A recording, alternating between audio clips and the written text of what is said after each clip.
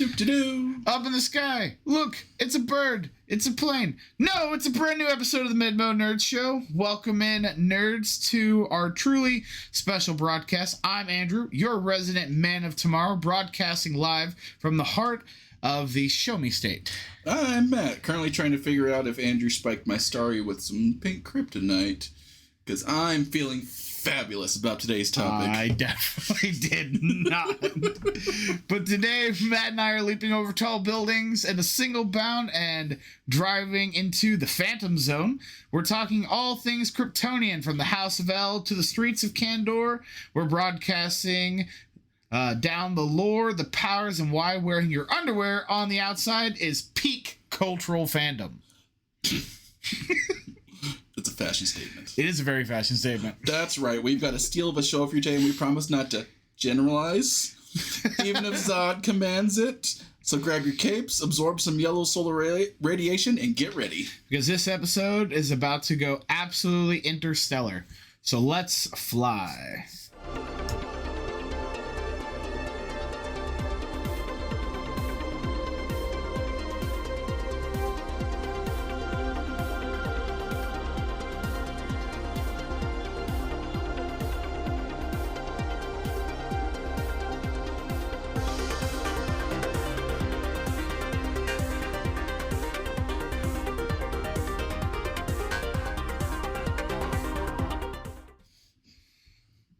And we're back. Woo! So speaking of the underpants, you know why they wear the underpants on the outside, especially now? Why do they wear the underpants on the outside? So, a lot of the actors are very endowed, and you put that in just tight spandex. I mean, that's fair. That's no longer a children's character. Fair. You put trunks over it, harmless. And I mean, Superman's trying to relate to the kids anyway. He's trying to relate to the kids. He gave himself a wedgie. So if you guys didn't notice, this is our Superman episode, Krypton episode. Krypton episode, because Supergirl and all the other big Kryptonian things that have come out recently. And we're going to keep it positive today, because we already complained about it on last week's episode. Well, we already complained about the complainers in last week's episode. We say pretty positive on fandom stuff. Oh, Unless I'm trying to rage bait Andrew. Yeah, why would we do that? Right, because it's so easy. I love you, buddy. I don't even know if it's because I get confused. You get so confused and you get very defensive, and then you're like, hey, because you see me over here smirking. It's like, time out now. All right, so it's like, I deal with 12-year-olds. I don't need this on a regular basis for my friends. Yeah, you do. Keep on your feet. That's fair. When summer's over, that way you're ready to go. I mean, I guess it does keep me on my toes, ready for 12-year-olds. Yep. Because I have the sense of humor of a 12-year-old. But they don't have good comebacks, though. That's the sad part. I have the good comebacks, though, because I got raised by the master of comebacks. Yeah. So, Andrew, what's your history with Superman? Well, so I didn't grow up watching the Christopher Reeve ones. My first thing with Superman was Superman the Animated Series, so the old 90s cartoon. So I wasn't allowed to watch Batman the Animated Series when I was growing up because it was too dark, I guess. I don't know. I wasn't allowed to watch it. I could watch Spider-Man, but I couldn't watch Batman. It made no sense. He is the Dark Knight. But I watched Superman, and that just, I don't know. That's where I started on my Superman journey. I was watching the animated series. That's fair. So my first big introduction to him was the Justice League animated series, Justice League Unlimited. Like, same character, same actor, same writer, perfect portrayal of Superman. Never went back and watched, to this day, the animated series. I still need to. I own all of it. I have it on DVD sitting on my shelf. I watched all of it before we went to go watch Superman last year. Nice. Every single episode. Then after that, I can't remember which one came first, Man of Steel or Supergirl show. I think Supergirl show came first. Oh no, I had the power of the internet in the palm of my hand. I was like, to quote Doug Ock. Yeah, I don't know. I think Man of Steel was first, because that's what sparked... 2015 was Supergirl. Yeah. Because I think Man of Steel sparked all the... 2013 was Man of Steel. Yeah.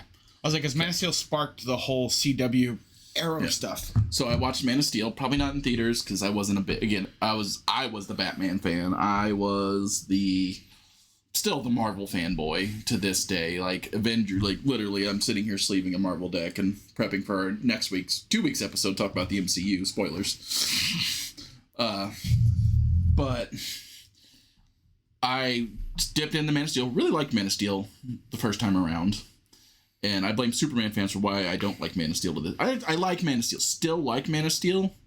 It's ranked the lowest on my list now of the movies. I still like Man of Steel for the movie that it is, and I love Henry Cavill as Superman. I will always love Henry. Henry Cavill was my first live action Superman that I watched. Because that was. But I really fell in love with the Kryptonite universe with Supergirl. The show was really good. I think it did a little better than the other 2 shows about connecting to the greater DC universe because of the supporting cast.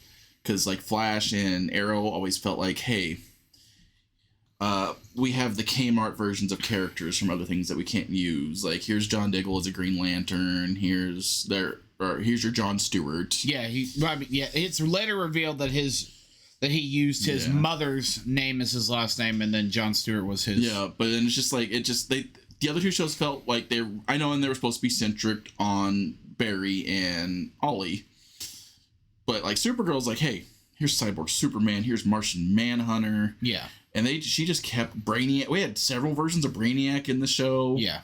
We brought back, I know Flash did it, where they brought back the old Flash actor. Yeah. John Wesley Shipp. Mm-hmm. But Supergirl also brought back, the original Supergirl. One of the other Supermen whose name will remain nameless. That's the one I won't talk about in all this. Yeah. And just like it felt like a love letter to everything Krypton. It brought in a whole bunch of other characters later on. Like it brought Cat Grant in. Yeah. They got Callista Flockhart as Cat Grant. And she was just such a B-word the whole time. And I loved it. But she was like, you loved her. Same thing with John Jones as, well, at first he was Hank Henshaw. Yeah. But he had taken the place of Hank Henshaw. For those of you who also didn't know, that was definitely the big nod before we got Cyborg Superman. Yep. Like, because when I first started watching, I'm like, why do I know the name Hank Henshaw? Because I wasn't a big Supes fan, so I looked it up. I'm like, is he going to become Cyborg Superman? And then there's like, hey, he's Martian Manhunter, and that's Jean. And I believe we get Miss Martian in the show, if I'm not mistaken. We get a version of her. I think we get it. Yeah, I think we get a version of her. We get a version of her. I didn't get to watch. I don't think I watched the last 2 seasons of Supergirl. I kind of fell off after Arrow kind of fell off. Yeah, a lot of people did. But that was also COVID too, so the shows were releasing weird times, and so I fell off of Flash. I fell off of Supergirl. But I'm eventually going to go back and finish those out. I'm watching Supergirl now. I'm like episode 2 or 3. It's a slow burn right now. But after that, when I was like, my friend Ross, Andrew knows Ross. Ross is a beloved member of our nerd community. Yes. Works at the emergency room. Like, if you're ever on base and you have a thing going on, he's your guy.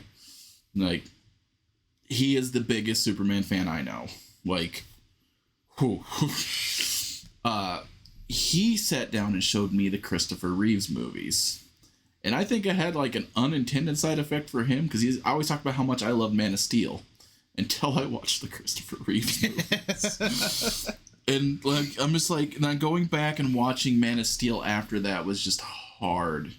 Like, I enjoy like Cavill's performance. It's just everything else in the movie. Yeah. I was talking, I think you were Ryan the other day, like, I could do, Man of Steel would make me enjoy it much better without the flashbacks. I don't have to see any of the kill them teenagers Clark. Oh, yeah. And let me get thrown into a tornado Clark. I think the only thing that I did, even now, I think the only thing that still rubs me the wrong way is, like, even the whole, like, the movie as a whole I thoroughly enjoy, but I think that after... again, reminding myself, how things have happened. The whole tornado thing that's the only thing that bothers me about that movie the most. Like, like Clark killing Zod, that doesn't bother me. I get the direction why they went with him killing Zod. He's killed Zod before in a few iterations. He tosses Zod into the Phantom Zone, usually. But there are a couple where he does kill Zod. He does, but usually Zod leads his own downfall. Well, but that's just how Zod works, yeah.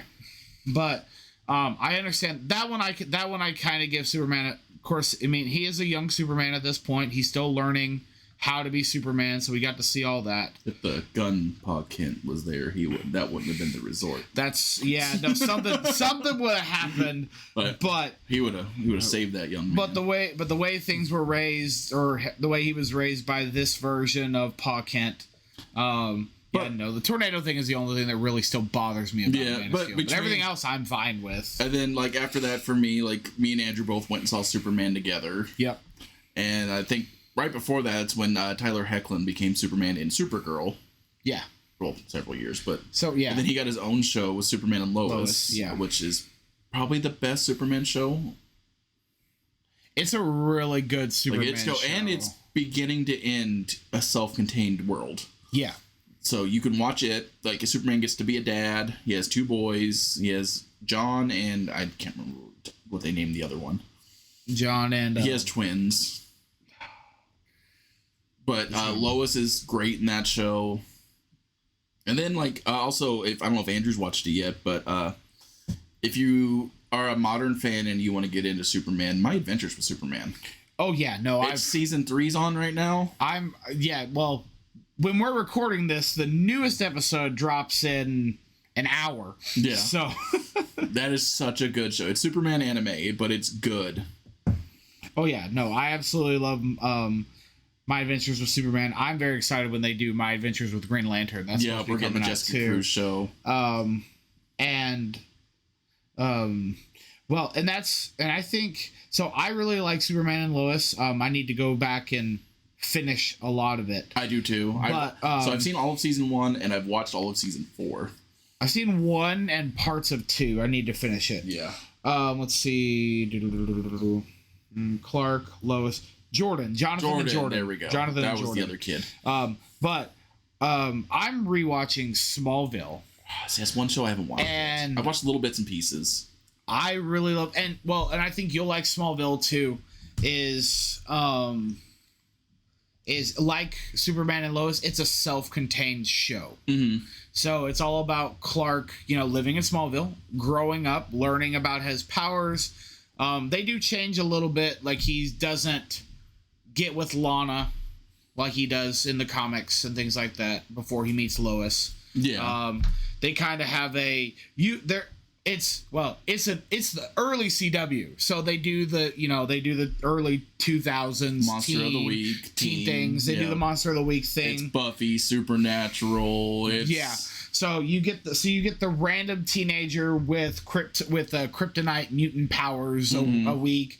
But I love Tom Welling as Superman or Clark Kent. I think he does it fantastic. I love the whole cast.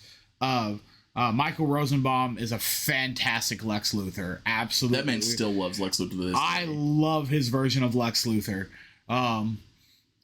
He's probably my favorite Lex. Ooh. Like, I really enjoyed Nicholas Hoult, and it goes back and forth between Nicholas Hoult and Michael Rosenbaum as my favorite Lex. I already have 10 seasons of Michael Rosenbaum being Lex. I need more Nicholas Hoult as Lex Luthor. That's fair. To kind of like determine who's my favorite. So mine's gonna be a wacky pick. Oh yeah, John Cryer. Ooh, he was the Lex in Supergirl. I did like him. He did very good. I did like him too. Yeah, and plus he was also one of those prior actors who has played another DC character because he played Lex's nephew. In the Donner movies. Yeah. So that was No, I really like him. I mean, he's definitely up there too. But again, I have more of a sample size for Michael Rosenbaum. So that's fair. So, and I like this version of Lex too because you get to see him interacting with his father Lionel. Mm-hmm. And so you get to see Lex become the maniacal brainiac. I mean, he's already highly intelligent, but you get to see in Smallville like how he transitions from just being this spoiled rich kid to like learning to play the corporate world of chess. Yeah. As well as also his underhanding dealings that he does with different organizations, we'll just say. That's fair. So you get to see the build-up. Yeah, you get to see the build-up. And then I like the way that they did it where they kind of make Clark and Lex friends throughout. I mean, well, they're friends in the beginning, and then eventually they kind of become frenemies, and then eventually they become enemies. Yep. but the whole time, like, Lex has no clue that Clark is an alien, that he has superpowers the whole time. I mean, they hint at that Lex is going to find out that who his identity is, but he never does. Well, I like that too, because like Lex's ego is so overblown that he can't see mild-mannered Clark Kent as Superman. Yeah, he cannot see. His ego is so large that he cannot see Clark Kent as his equal. Yeah, he sees Superman as a threat and his equal, but he cannot fathom that Clark Kent is his equal. Well, and I like, and I thought was really cool too is, so it is a self-contained world. They kind of make similar connections to the original, to the Christopher Reeve Superman movies. Mm-hmm. Like when they have a couple Kryptonians show up, they do the weird phantom zone where they block them in a little mirror cube and then send them off. I love that. And so the Fortress of Solitude in the Arctic looks the exact same, just the random crystal structure. Yeah. So like they make. Well, and Reeves showed up in an episode, didn't he? Yes, he plays Dr. Swan, who kind of helps Clark. So he plays an astronomer who knows about Kryptonian technology. That's adorable. And he kind of helps Clark along. And in this one, is again rewatching it is so eventually Jor-El becomes a good guy, but at the beginning of Clark's adventures, when they first start meeting, when Jonathan and Martha and Clark first interact with Jor-El, he's not a good guy. Are you saying that Jor-El being a bad guy is not a new thing? It is not a new thing. Wow. Yeah. So yeah, no, Jor-El's kind of the secret antagonist throughout like the first 4 seasons.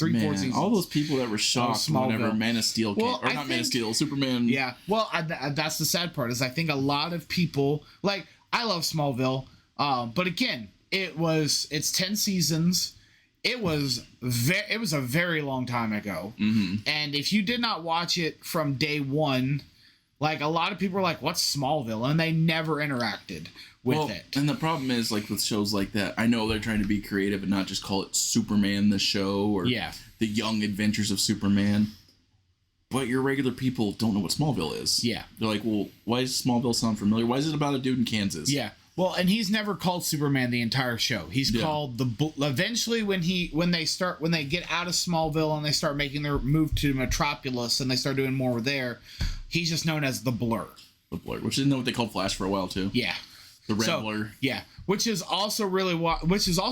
Smallville, if you guys haven't seen Smallville, absolutely, they do a Justice League in Smallville. You get to see a Green Arrow, which I love the version that they do of Green Arrow. I can't remember the actor's name, but he's he's on another new TV show currently. But I love him as. I remember this. Alan Richardson plays Arthur Curry. Yep, you've told me. So he plays Aquaman, which is absolutely loved him. They Cyborg's in the show. He passed away recently, but it was the guy from I don't know if you ever seen the TV show Famous Jet Jackson. But he plays Cyborg. That actor, I can't remember. He's been a lot of other stuff. And then they do, instead of Barry Allen, they do Bart. So they do Impulse. So they do Impulse instead. But no, they do the whole Justice League and thing. there's a Supergirl. Yes, you do. Yeah, Kara does show up eventually. Yeah, she comes back as a version of Brainiac in Supergirl, same actress. Yeah, she has a very small role. In Smallville, but yeah, Kara's there. They put Krypto in the series, so they kind of circumvent. They do a whole little, and the only reason why it pops in my head, they eventually call the dog Shelby, but it's a dog who got the whole show revolves around kryptonite poisoning, bleeding with the DNA of normal people here on Earth. And so I'm assuming like an asteroid landed with Clark. When he was a baby. It was a meteor storm. Yep. And so all the kryptonite, is it causing people to develop these weird powers and abilities. And well, dogs got some weird abilities, and so we have Krypto. So he adopts one of the dogs as becomes Krypto. Well, he says, I want to call him Krypto, and Lois is like, that's a stupid name. Called him Krypto because why? Because he has a cryptic past, and I'm like, that's kind of clever to be honest. Yeah.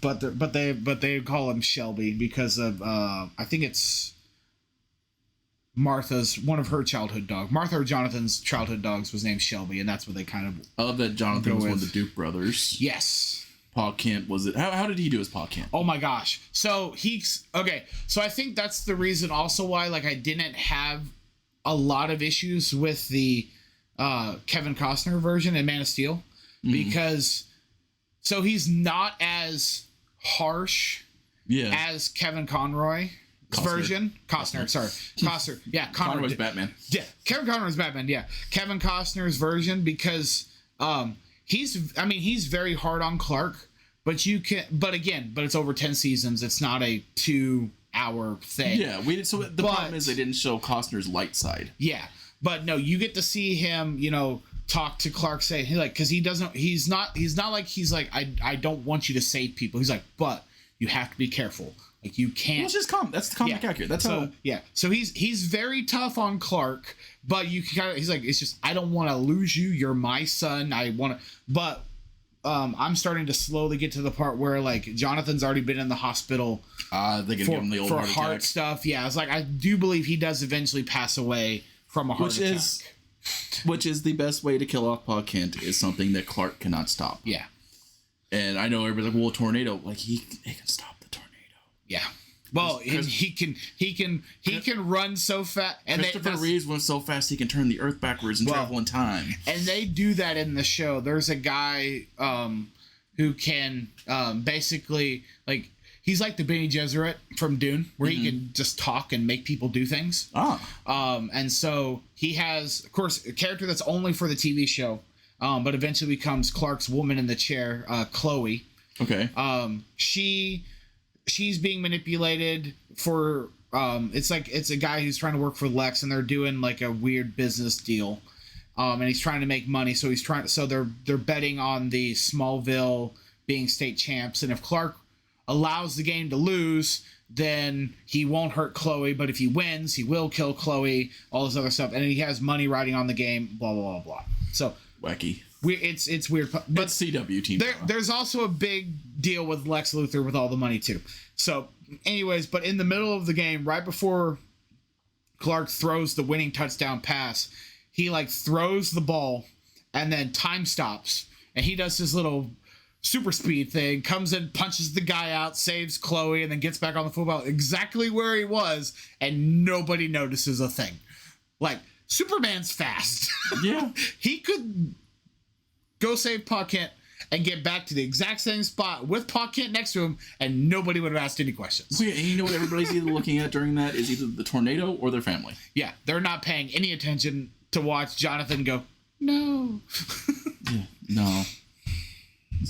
That's my only gripe. Like, I love Michael Shannon in Man of Steel, like, as Zod. Oh, yeah. I think he gets too much crap for Zod, but I thought him. He did. No, I liked the evil Kryptonians, and I thought they did a fantastic job of like, good. We're here to conquer the world. Like, you will serve us. It's like, well, that's Emperor Zod. Yeah. Is it Amy Adams that does Lois in that one? Amy Adams is. Amy Adams she's Lois in the Snyder. She does great. I will always love Cavill's Superman. Yeah. I said the actors in that movie were not my problem. Were not my problem with that. It's just decisions. Yeah. But like the ending's fun. I know he's crashing through buildings and it's making all that destruction, but it's a spectacle in the end of a movie. The reason why I have like when people are like they address the destruction later on. They do, and they address it fantastically. Yeah. We get the reasons, the real world ramifications of all that destruction in Batman vs Superman. We get to see all of that. So I had no issues with that part either. Like I said, the only issue I really have with that movie is the tornado scene. Everything else is fine. Like, is it a weird take on this Boy Scout Superman? Yes. But eventually Henry becomes the Boy Scout. He does. He gets to smile. So we do see him become, the Boy Scout. I think, but again, Man of Steel was his origin story. He's still a young Superman. He hasn't been Superman before. Mm-hmm. He's dark, grim, and gritty because, well, this version of Pa Kent made him that way. Well, it's also, you got to think about the time period too. The Dark Knight movies or the big movies in the box office. Like, as much as I give it crap, it's just a product of its time. Yeah. They could have released a Hello Kitty movie at that time period that would also have been dark and gritty. Yes. Hello Kitty Islands of Adventure. Yes. After dark. After dark. Hello Kitty gets real. Yeah. Goodbye, Kitty. Oh. Crystal, if you ever watch this where it's all jokes, we have no plans of hurting kitties. I will take out Hello Kitty, Crystal. I don't think she likes Hello Kitty. I will end. You know, it's tangent real quick. Fun fact. Hello Kitty's not even a cat. That's a girl. It's a girl in a cat suit. Girl in a cat suit. If you didn't know that, now you know. Look it up. It's real. It's a real thing. It's a weird fun fact. The creator of Hello Kitty says no, it isn't. She is not a cat. She's a little girl in a cat suit. Yep. So the world of Hello Kitty is a lie. It's a sham. Animal Crossing's better. I do like me some Animal Crossing. But yeah, no. I absolutely I think Smallville was it took me a while to get into it. Uh-huh. But again, when Netflix was giving out, or not giving out, when you could rent DVDs from Netflix by mail. Back in the day. That was, and I was getting three discs a month. I did one of the months was I got a Smallville disc, and I was like, well, I know I'm gonna get about 5-6 episodes on a disc. Yeah. So I got 2 movies that I wanted to watch, and then I got a disc of Smallville, and then I just rotated it out. So I'd get a disc Smallville. So I was able to watch the entire series in a year. Nice. Real quick. Well, that makes it better too, because a lot of these older shows trying to binge watch is what hurts them. Yeah. They're not made to binge. No, they're meant to be a week by week. Yep. You watch it one week and then you move on and do something else for a little while. Yep. And then you come back to next week and you watch the episode again, or watch the show again. But they were designed to be a week by week show. But binging them, you start noticing the holes and the problems and some of the repetitiveness of them. No, Smallville is definitely a monster of the week or a monster of the month, depending on who Clark was dealing with. Yeah. So as we're getting into bigger and bigger, because Jensen Ackles was in the show too. He was the secret villain within season 4. I love me some Jensen Ackles. So the Tate family, which I don't think is a part of Superman's lore, as far as I'm aware. I don't know. I'll have to look that up later. But yeah, that was the secret villain arc within that, where Lana gets a weird Kryptonian tattoo and she's embellished with a witch. That Clark is trying to find these artifacts to gather together so he can learn about Kryptonian history and all this different stuff. So it's weird Superman. I mean, it's Superman lore adjacent. I mean, it's fun. It should be weird. Your Superman should be weird. Yeah. He's a alien that gets his powers from the sun. It should be weird. That's what I want. No, and that's why I love Smallville. I was like, I let you borrow that. I was like, but that's a big set. It's a big set. Oh, it's on yours and. Oh yeah, I do own all of it anyway. Yeah, it's on yours and Ryan's digital. Yeah, I can watch it on either one. That's true. Yeah, that one. Smallville's always go on sale now. Oh yeah. So if you have not checked out Smallville ever, I would highly recommend that you go check out Smallville. I think you'll like it. A lot of people like Tom Welling as Superman. I want him to come back as Superman. I think it'd be awesome. But all right, Andrew, who is your favorite Superman villain or Superman Kryptonite universe villain? Ooh.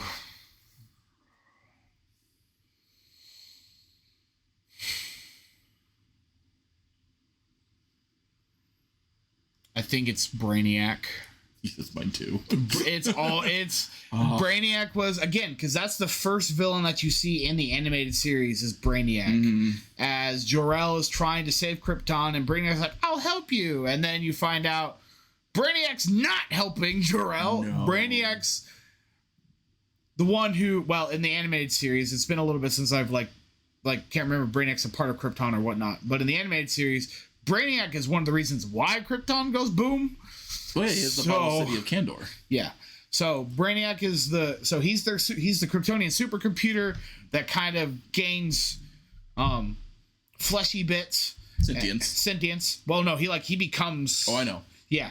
But no, they kind of show him gaining fleshy parts as part of the lore for the animated series. And yeah, he's the first villain that you meet as they're sending Clark or Kal-El to Earth, where he meets Mom and Pa. Now, he doesn't show up in the animated series until much later, and then Lex Luthor becomes his first official villain. Oh, yeah. But Yeah, Brainiac is like the one who's pulling the strings. He's the catalyst. Yeah. He's the Thanos. Yeah. So, but yeah, no, Brainiac has always been my favorite, just because I think it's interesting that there's an... We're not going to get too far into it, but it's really fun. An artificial intelligence being that takes over the world and then takes over parts of the universe and then tries to come over and take part. They've been warning us since the 90s. Well, 80s. 80s. Skynet, anyone? Skynet, The Matrix. But anyway, any hoozle. Ultron. But yeah, no, Brainiac has definitely been, and I like the later iterations of Brainiac with his children. Yeah, I think as well. Children. Quotations. Well, Children. sometimes they are. Sometimes they're just other versions of him. Yeah. Like Brainiac 5 and Supergirl is technically just another version of another software update of Brainiac. Yeah. Where he's gained just emotions now. He has a moral code now. Yep. And he's not just a robot. And that one hates Brainiac. Oh yeah, no, Brainy's fantastic. Yeah, I love him. It's like fantastic, like star in the show. I was a member of just the daily their version of the Daily Planet. Yeah. Catco. Yeah. No. Supporting cast Supergirl's so good. Like, it's my favorite CW supporting cast. It's really a toss-up for me between that and the Flashes, because I love Cisco and I love Caitlin for Flash. I do like those two. I don't like what happened with Iris and her dad later on. Yeah. They changed the timeline where they just don't like each other for now no reason. Yeah, that one kind of ruined. Well, the whole mirror world thing messed up a lot of things. Yeah, like, so yeah, but like Supergirl's cast, because Winn, perfect, Toyman's son. I do like Winn. Winn's, yeah. Yeah. And I like their version of Jimmy. I love Jimmy. Because he actually gets to become the Guardian. Yep. He gets to put on the suit. Friends with Superman. The very first episode where he's showing the very first pictures taken of Superman. He's like, yeah, the big guy kind of posed for that one. He's like, oh, you're him. And then he knew the whole time she was Supergirl. Yeah. Until it was all one episode. It was a big secret. Yeah. She revealed her powers in that episode, got her suit. Winn helped her set everything up. And then she got given Clark's baby blanket at the end of the episode. Yeah. I'm like, that's adorable. Yeah, no, Jimmy Olsen, best friends with Superman, doesn't know his cousin when he sees her. Right. Shocker. Wow, the flying blonde lady. Yeah. Oh no, you put on glasses. Oh no, it changes your appearance, but you look the exact same. Yeah, I don't even think Supergirl had that lore where the glasses actually changed her appearance. No, not really. And then, honestly, yeah. She relied on the Clark thing of they just couldn't imagine that man to be what they looked up to. Yeah. Yeah, well, because she tries to play the goofy girl next door kind of thing, and then you're like, all right, I know you're pretending to be a fumbling idiot. This is not... Mm-hmm. You're not pulling it off. No. Honestly, I was surprised. I mean, I know Winn figures it out really soon, too, but, I mean, he's the genius. She tells Winn. That's true, yeah. Because Winn doesn't believe it either. Yeah. She takes him up to the roof, and she's like, I need to tell somebody, and it's just like, you're not her. That's weird, Kara. Quit being weird. Yeah. And then Kara throws herself off the roof. Yeah. Kara, no! And then she flies back. You are her! No, I love that whole... Yeah. Best, good first episode of a show. I love that. It's so fun. It's so silly. It doesn't take itself too seriously. And even, the parts that are, the very woman-hating villain in the first episode. Oh, my gosh, was so campy. Women on my planet are this, that, and the other. Yeah, but that was all. But season 1 of Supergirl was also a different studio too. CBS. Yes. It was. Well, CBS. no, they were on NBC. CBS start with. Oh, that's right. Constantine was on NBC. Yes. That's right. That's right. Supergirl was CBS. I remember watching it. That's right. Supergirl was on CBS. Yeah, they split between the networks. It was weird. Constantine was on NBC. That's right. Supergirl was CBS, and then the rest of it was CW. Well, that's why Supergirl's in a different universe from Flash and Arrow. Yeah, that's true. That's why she only shows up in the crossovers. Which, back to Smallville, one of my favorite scenes in the crossovers is when Tom Welling comes back up, and John Cryer's Lex comes up and just holds a rock to him, and he's like, Tom grabs the rock out of his hand, and just throws it. He's like, you gave up your powers. He tries to punch him like the giant farm boy. He's like, yeah, I'm still a farm boy, and you're still a nerd. Get out of here.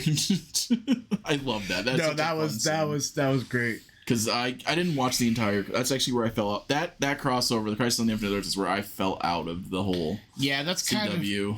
I finished Arrow just because it was the last season, and it was a short season. It was only like 13 episodes, I think. Was the last season. They made him the Watcher, or not the Watcher, the Spectre. Spectre, yeah.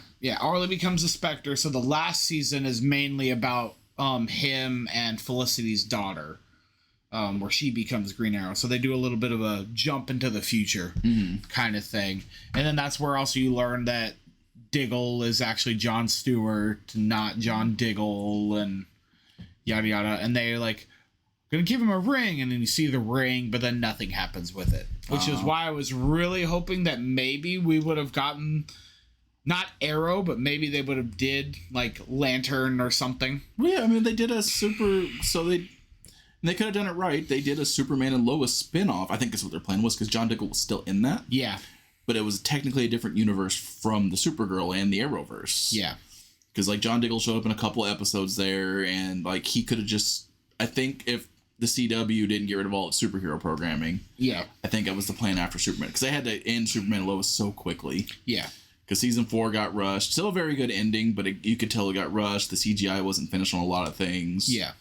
And, like, Bitsy Tulloch that plays Lois in that show... just kept apologizing to social media. It's like, hey, we put as much love as we physically could into the show. Yeah, because, CW was selling off a lot of their assets and different things. They did what Marvel did in the 90s. Yeah. Well, CBS has been selling off a lot of their assets. Everybody's been selling off. So, double check and see. I guess they might be inside. Puppies are somewhere. I don't know where they are, but that's okay. Being very well behaved. Hopefully. They're probably taking a nap. It's hot outside. It is hot outside. But yeah, no. After they did the big Crisis on Infinite Earths thing, and then they brought Supergirl to the same universe as Flash and Arrow in... It wasn't that one. It was one of the other crossovers they did. I think it was on Earth X is where they went to the Nazi world. Yep. Yeah, and then they brought them all together into one universe to get rid of Earth X. Yep, the Earth that Peacemaker's on. Which is so funny. I laugh every time I'm just like, I still haven't seen Peacemaker Season 2, but that revelation that they've been on the Nazi Earth the whole time. Oh, it was beautiful. I was like, wait, but they have black characters. Like, now I need to watch Season 2. I don't have HBO right now. You could tell that something was off from the beginning. I was like, okay, there's something weird about this Earth. Like, everything is way too perfect. Yeah. And then all of a sudden... They're not as shocked as they should be about Peacemaker's dad. Yeah. And I was like, okay, like, something's off. And then all of a sudden, and then when they get to the reveal episode, and, what's her name? Peacemaker's girlfriend. James Gunn's wife. Yeah, James Gunn's wife. Like Hawthorne or something like that. She shows up and she's like, you didn't notice this? You didn't notice this? You didn't notice this giant portrait of Adolf Hitler? He's like, no. And then, oh gosh. Yeah, but then when the one girl, Amanda Waller's daughter, goes to Earth and she's wandering around the neighborhood, and then you just see Peacemaker's brother stop and get out of the truck and just turn and be like, just point, and you see the entire neighborhood just start chasing after her. Like, oh, okay. Oh. I love that. That's so funny. Yeah. Then they're like, uh-oh, we have problems. That's incredible. Yeah, and then they do the big reveal of like the perfect prison that becomes the Task Force X prison and all this other stuff. So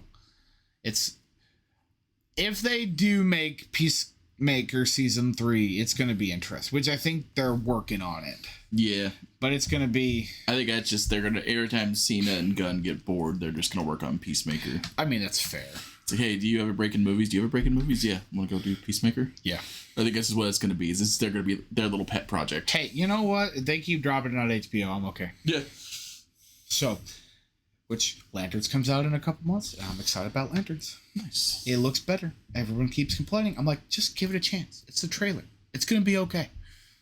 Better be okay, Andrew. Remember this. If it's not okay, you come back to this podcast and you tell Andrew it wasn't okay. It's going to be okay. You tell Andrew that it ruined your breakfast. Hey, you know what? They've already set the bar low for Green Lantern, and I like the Ryan Reynolds Green Lantern movie. You can hate me all you want. Hey, we got a live action Kilowog. I like it. Yes, is the CGI weird? Yes. Did they do Parallax weird? Yes. Yeah. Should they have done Parallax first? No. They should have did Sinestro.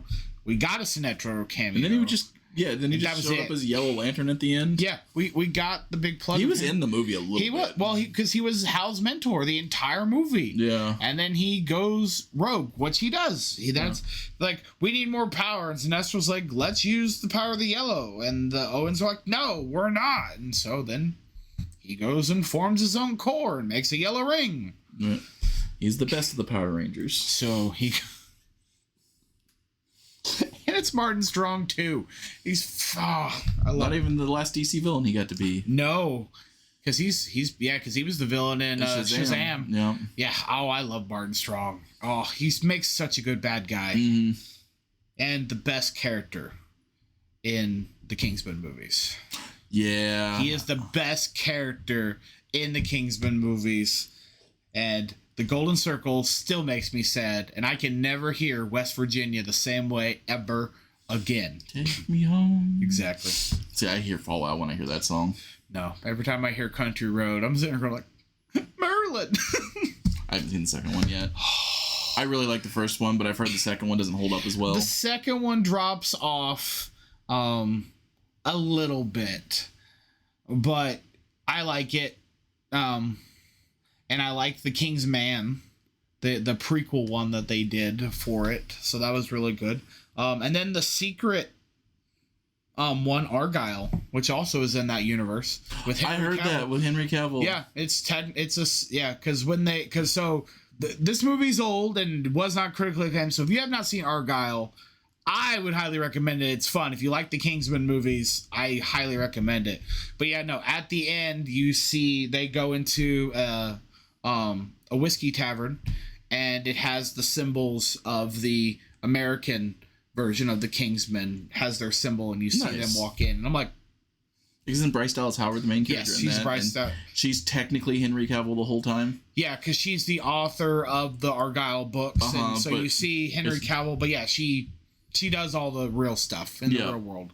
All the Henry Cavill stuff is the fiction side. Yeah, and she's the real person. Look, we brought it back to Superman. There's Henry Cavill. There you go. So the big movie we love, James Gunn's Superman. It's so beautiful. See, I still tear up on the farm scene with Pa Kent and Clark. When he starts tearing up, I start tearing up. And when Ma Kent comes out and calls him a big old mush, I was like, just, you guys got it. This is the perfect movie beginning to end. I have zero complaints about that movie. My favorite part of the whole movie is the phone call. Because that's when you knew they were Midwestern parents. That's my favorite. As two people with Midwestern parents, that's when when that phone call happened, when she is screaming into the phone, I'm just like, they got Mom and Pa, right? Yep. I don't have to. Mike, your son has super hearing, and you're yelling into the speakerphone. Mm-hmm. No, my favorite part is like, Pa says hello. He's like, I heard him, Ma. But David Cornsweet the whole time is a perfect Superman. He's so goofy. He is. Superman 2025 is the movie we all needed. He is the Boy Scout. Because it brought the light back to Superman. Yeah. It brought the hope. Yeah. One last talk on Man of Steel, I'm sorry. You can't say that it stands for hope when your entire movie's dark and gritty and has no hope. I didn't think about that. Yeah. This stands for hope, and now I'm going to go break a man's neck. All right, fair. That's my other gripe. All right, okay. Yeah, that's fair. I don't even give Russell Crowe grief about that movie, even though Russell Crowe. Hey, I love him as the perfect Zeus in Love and Thunder. Oh, yeah. Fat, drunk, and stupid. Well, and he plays evil Kraven in the Kraven movie too. Oh god, he has been 3. He's Kraven's father. Yeah. He has been 3 superhero fathers. That's wild. Yeah. But no, beginning to end, like I was watching it the other day, and from the moment I see Clark hit the ice and he starts whistling for Krypto, and then Krypto starts kicking the crap out of him. He's like, hi, homeboy, home. And then we meet Kal-X and the other Superman robots. I know they're all called Superman robots, but that's Kal-X. Yeah. But no, it's Gary. It's Gary. I like Gary. Like I love that we got James Gunn's friends in that scene, because we got Palm Clementif. Yep. Mantis. We got Yondu. He's one of the robots. Michael Rooker. Yep. And then Alan Tudyk. Alan Tudyk is Gary. Which I'm pretty sure that Gary line was ad-libbed. Oh yeah, no, it 100% was. And they talk about it too. He's like, well, we were always trying a bunch of different names. He's like, but I like Gary. I like Gary. It's beautiful. And and then when hitting there, and then we start seeing the mechanic or the mechanist, whatever, the nanobot lady. Oh yeah, the machinist. And she starts hunting him down and radioing back to Lex, and kind of learning something weird's going on with the Hammer Baravia, but not quite yet. It's a good reveal. It didn't happen in the trailers. Yeah, Marvel. We're looking at you. Also looking at Doomsday. Well, that too. Not the Doomsday movie. The Big Ninja Turtle. Oh. In BVS. Yeah. It should not have been in the trailers. Yeah. We should have not seen Doomsday. You should not have seen Wonder Woman or Doomsday in those trailers. I would have been okay seeing Diana. Even if it was just but not knowing it was Diana. Just seeing showing a woman on screen. Yeah, just show us Gal Gadot and then let's look at it who that? You know what that does? That lets people speculate. Yeah. And that gets people talking about your movie. Yeah. You just see a random woman at a press event and she's, and you're like, okay. Who the lady? Why is she in the trailer? Why is she important enough to be here? I mean, and it had been speculated for a while that she was Mercy. Yeah. Or Tessmacher. Yeah. Because she's at the same place Lex was. Yeah. So it's that's probably her assistant. And speaking of, Eve her and Jimmy stole the entire show. Oh my gosh. That whole relationship between the two of them was ridiculously fun. And her weird toes. No, but Rachel Brosnahan as not Supergirl, as Lois. As Lois, yeah. So good. She gives me very much Lois from the Christopher Reeve movie vibes. Yeah. She embodies that. I love that for her. Amy Adams did great, but more of a love interest than a Lois? Yeah. I mean, you see it more. I see her more as Lois Lane as we get to the later versions, but not really Man of Steel. Yeah. I see her when we first see her in Batman vs Superman, and she's in, the desert talking to terrorists, and she's like. And then Jimmy Olsen dies. And Jimmy Olsen. Well, Jimmy's not even in those movies. He's in one of them. He's mentioned, but he's not in them. He's one of the reporters that dies in the beginning of BVS. Is it? Yeah. Oh, well, they changed it from Jimmy to Jenny, because Jenny is Lois's assistant. It's Jenny Olsen. Oh, but one of them that dies early is Jimmy. I think they call him Jimmy, but I don't think they say Jimmy Olsen. Snyder said it was Jimmy just because he didn't see a reason for Superman to have a Jimmy Olsen. Yeah. Well, yeah, but Lois gets a Jenny Olsen, which is really weird. That's what you decided to do with that, but yeah. Is what it is, I guess. But we've never had a bad Perry White casting. Oh my gosh, no. Lawrence Fishburne, fantastic. I loved him. The guy in the new movie. I need to find his name. I don't know his name. I don't know him, but he was a fantastic. Good one, Chief. Don't call me Chief. Call me Chief. The whole time. And everybody's like, those are a little bit one-note characters. They're supposed to be one-note characters. They're the background. They're sports guy, pretty lady, and Chief. Yeah. Because you got Cat Grant. Yeah. Steve Lombardo. Yep. And Chief. Perry White. Perry White, there we go. Yeah, those are the background characters for the Daily Planet. They're not the main. They're the side characters that. Wendell Pierce. There you go. that Clark and Lois and Jimmy deal with during their day jobs. They're not they're not meant to be these big profound characters. No, and that's like a lot of the things I've seen people in support of Supergirl is it's, you know, they expect these big profound movies and all these characters to be big profound characters. They're supporting cast. Yeah. Like, they're supposed to be supporting cast. And what do they do in that movie? They support. Steve calls him a nerd. Kat is there and looks pretty. That's her whole goal. That's the whole goal of Cat Grant. In the comic Cat Grant. Yeah. She's just there to, yeah.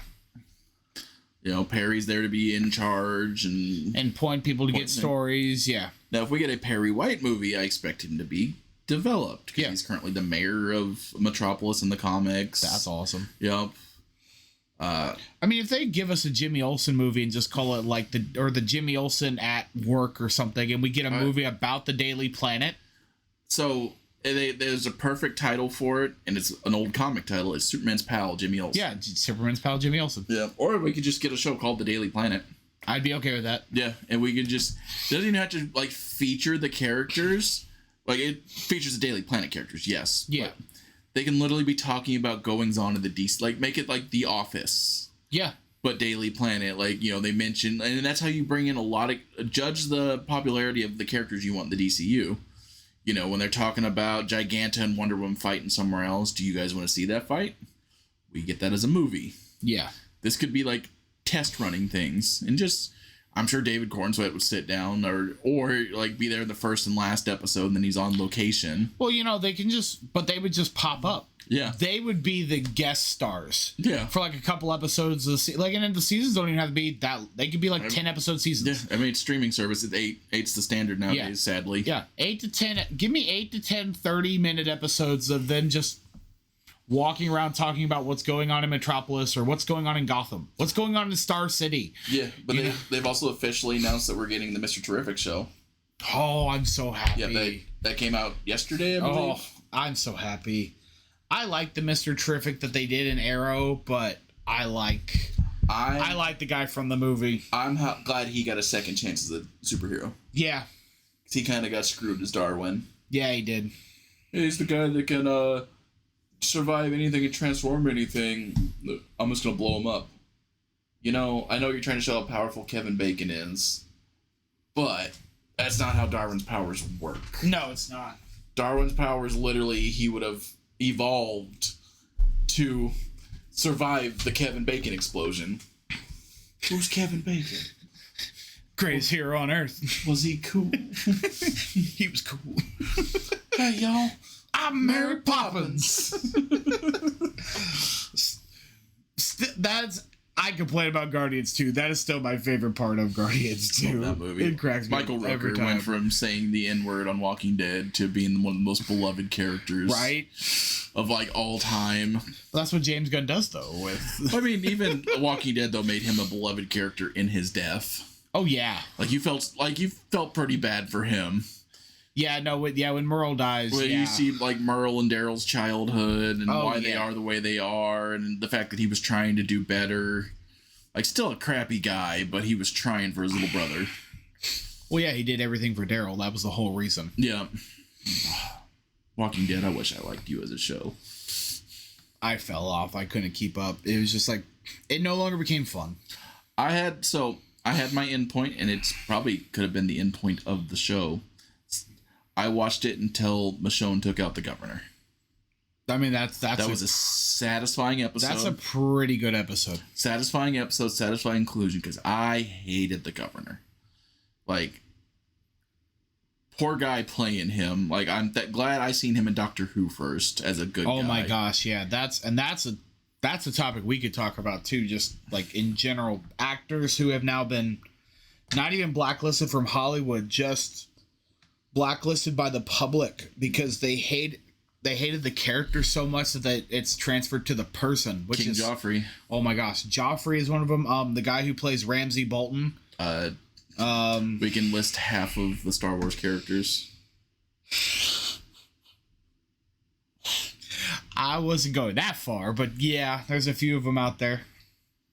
I mean, we can start by trilogy. Yeah, mean, yeah, that's fair.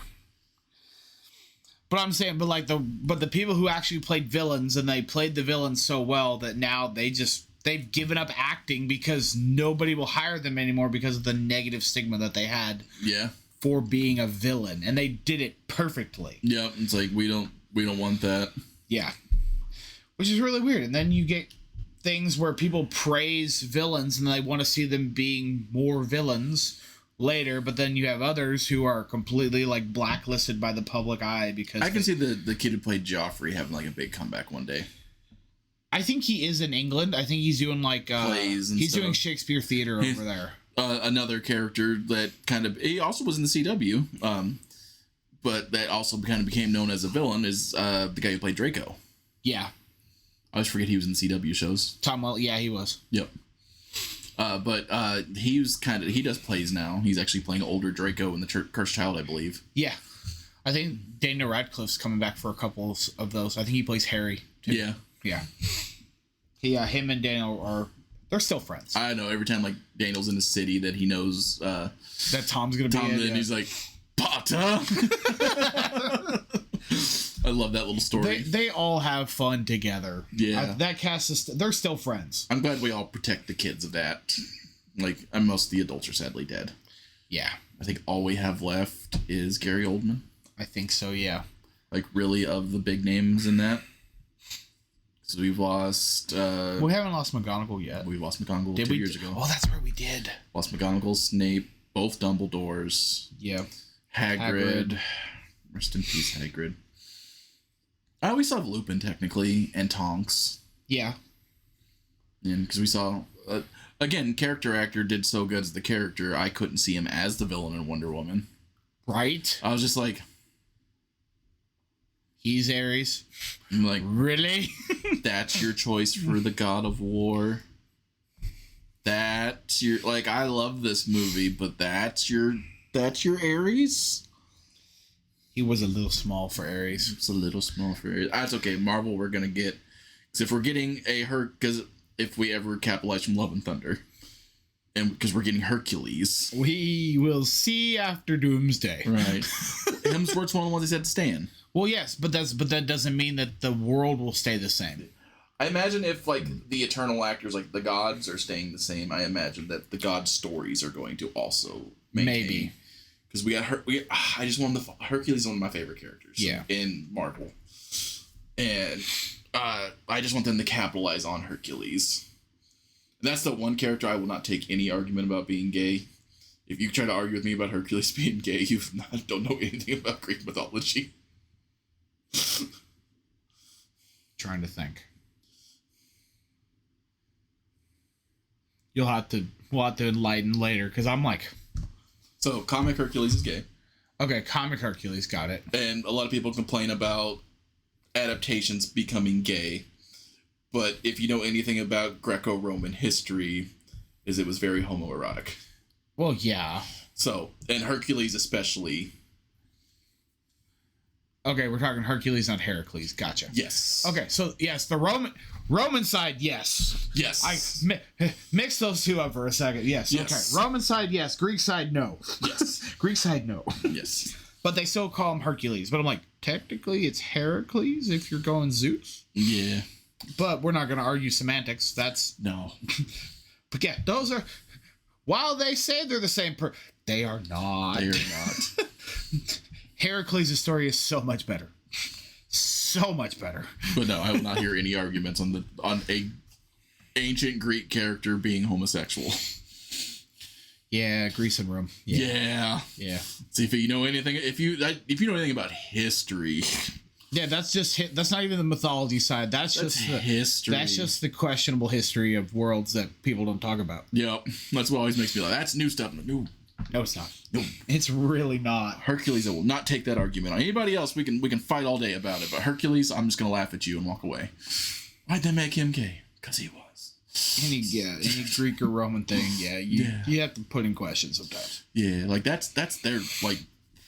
I was part of that. We're not going to get into the specifics, but let's just say there was a Roman custom that we're not going to get into.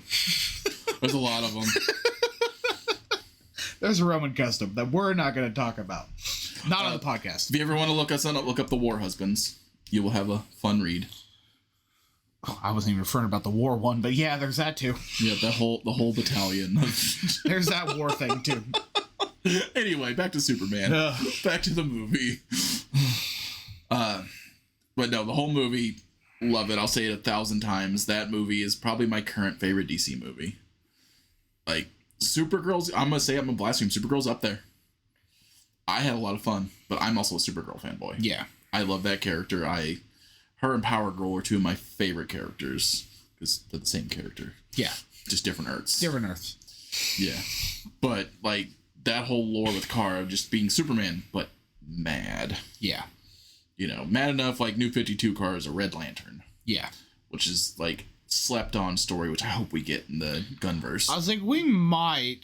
Based on the way the events laid out in this version of Woman of Tomorrow storyline, which is very different from it's like a Cliff's Notes version of the comic. Yeah, I could see this version of Kara going Red Lantern. Yeah, because she does the necessary things. Yeah, I could 100% see her becoming a Red Lantern in this version of her. And knowing Gunn and him liking to do the weird things that we may never see. Because he likes the weird side stories that nobody talks about. And love or hate Gunn, but his movies are going to be talked about forever. Oh, yeah. Because he's doing something different. If you got people hating your movies that are still pretty good, that means he's doing it right. Yeah. He's doing fine. Like, because my whole group went and watched it, and none of us had a complaint about that movie. No. Me as a Supergirl fanboy, 2 other people that were not Supergirl fanboys. It's like, I give it a solid 7.5, maybe an 8. How I feel, but I was watching a review today. It's not a perfect movie by any means. I was watching a review today, and he said Supergirl was mid, and I am not using that as an insult. Some movies are okay just to be middle of the road and fun. Yeah, no, not everything has to be Oppenheimer and Endgame and Avatar. Not. No, absolutely. You know, we have 1 billion movies coming out every week. Yeah, so let's have fun. Well, and that was one of the it was as I was scrolling through TikTok today, there was I think it's Culture Junkies, I think is who the podcast is. And they were talking, one of the guy was like, people were complaining about Supergirl. He's like, here's the thing that I'm starting to notice with modern media is just people don't know how to be entertained anymore. No, they sit down looking for something to be mad at. Yeah, they just can't sit back and enjoy what's in front of them. It's, well, this is what I expected to happen, and it didn't happen, and so since it didn't happen, I hate it.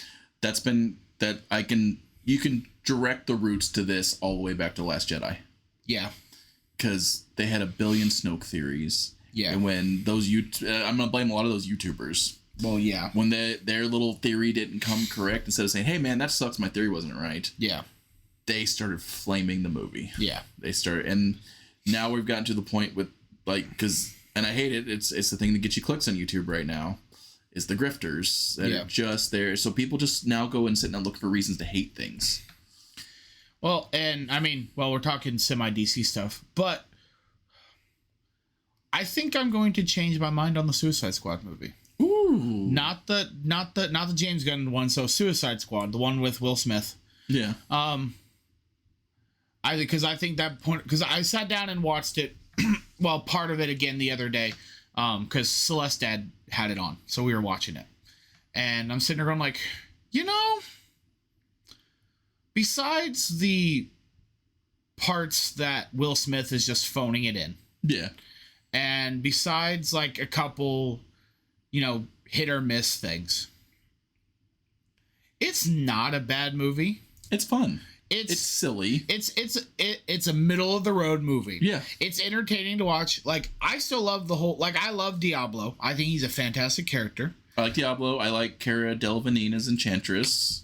I really liked Enchantress. I don't think she's one of my favorite scenes in all of the old Snyderverse is whenever the hand reaches through. Yeah. That is such a cool bit of just cinematography. Oh yeah, and that was the one scene we were sitting there, because I caught about a little bit.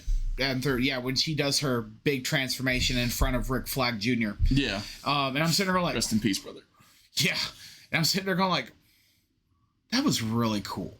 Now, do I think Enchantress should have been the villain of the movie? No. No. She should have stayed on the squad. She should have been a secondary character. She should have been on the squad. I was hoping that we were getting Assault on Arkham. Yeah. Where Joker was the main bad guy, but that's not what we got. I wish Killer Croc was more Killer Croc. But He's a little bit of a stereotype. Yeah. He was a little bit of a stereotype. Well, and he didn't even look like Killer Croc. No. That was the other thing. I'm like, it's just a big bald dude with scales. Like, give me he was a scaly black man. Yeah. I was like, I want to see, teeth. Like, I expect Crocodile Man. That's what I want. And that's not what I got. No. And I get it. They were trying to probably go low budget on the CGI. They didn't want to do full-blown Killer Shark or King Shark. And apparently there's actually another version of this, so like the Ayer cut's like still out there. Yeah, somewhere. Well, because it's the director's cut, and I have both of them. Do you? Yeah, I have. Well, I've seen the director's cut. Is that the Ayer cut they keep talking about? Because they say there's like another version that like the studio execs didn't touch. I can't remember if there are technically two cuts. Oh yeah, because because that's right. They had the same thing. They had the two director problem too. Yeah. That Justice League had. Yeah, I think the original. I don't know if the original director cut ever got finished. I don't think so. I think Ayers ever got officially finished because I think it's supposed to be a different movie. Yeah. From what we got, which is why I think I was still hoping for Assault on Arkham, because they really set up Joker to be the big bad guy for the whole movie. Especially with them coming in and like breaking out Harley and all, like they literally almost follow the Assault on Arkham storyline, except for they put it in the middle of Gotham. Or not Gotham, they go somewhere else. Yeah, they're generic non-Gotham. Yeah, it's probably Blue Haven or something. And the problem that it's seen as middle of the road is it came out in 2016. Yeah. You know what came out 2 years before that? Winter Soldier. Yeah. So comic book movies were already at a high at that point too. Like I'm trying to I just remember that because I looked it up today. I'm trying to see what else came out in that year to people. So like we were on high of just comic book movies that year. God, BVS came out that year too. The Virgin Series Legion came out that year. X-Men Apocalypse came out that year. Civil War came out that year. Huntsman. Rogue One came out that year. The first Fantastic Beast came out that year. Star Trek Beyond came out that year. So, yeah, we were high in Fantastical World. Doctor Strange came out that year. Oh, yeah, no, we were definitely high on Fantastical Worlds. Yeah, so it seemed like it was so low because we were at such a high mark. Yeah. That, if you're jumping down from here to here, it seems super low. But if you're already here, it's just, it's normal. It's fine. Yeah. And so that's where I'm at. And I'm going to rewatch the whole thing. I'm going to sit down and I'm going to rewatch the whole thing again. Deadpool 1 came out that year. Oh, that's definitely, that ruined every comic book movie that year. Yeah, it wasn't good, but Assassin's Creed came out that year. I love that movie. Is it campy? Yes. But you know what? It was a serviceable... I've not seen that movie. It was a serviceable Assassin's Creed movie. I don't know if I said it, but we got Apocalypse that year. Yeah. We're not going to talk about the Ghostbusters. I like that one. That one's fun. I got to see Weird Chris Hemsworth, and I liked it. I did. He was a shining... Out of the Shadows came out that year. TMNT. Oh, that was so beautiful. Zootopia came out that year. That was a good animated movie. Still a good animated movie. I haven't seen the second one yet. But Passengers came out that year. If you've never seen that one. Passengers is good. Jennifer Lawrence and Chris Pratt. Passengers is good. Love that movie. And Michael Sheen. Oh, yeah. As the little robot guy. Oh, I love Michael Sheen. The robot bartender, yeah. Let's see. We don't talk about yoga hosers there, Kevin Smith. The first Moana came out that year. That's definitely not getting a live action remake or anything. I like that first one. It's so good. The second one is okay. I refuse to watch the second one. That was a rock cash grab in my head. Well, it was supposed to be a TV show, and then they shoved it into one movie, so it feels like... Swiss Army Man came out. I have not seen that. I've heard it's good, but I have not watched it. I've heard it's good, but I have not watched it. La La Land. Oh, that's a good movie. I will say this for La La Land though, but if you are a hopeless romantic like myself, even though I love La La Land, be prepared, you'll be sad. Well, I'll never watch Notebook again. Just be prepared. You will be sad at the end of La La Land. Or if you just gone through a breakup, do not watch La La Land. If you've seen the movie, you know why I'm saying that. We got the Ratchet and Clank movie came out that year. I think I watched Ratchet and Clank. Yeah, everybody forgets that it was a movie because it was so just... The Jungle Book came out that year. That was a good live action. Jon Favreau's Jungle. Back when I was excited for Disney live actions. I did like those early ones. I like both Maleficents. I didn't like Maleficent. I like, you don't like the villain being the good guy though. I didn't like the villain being the good guy though. I was like, I wanted her to stay the bad guy. Let's see.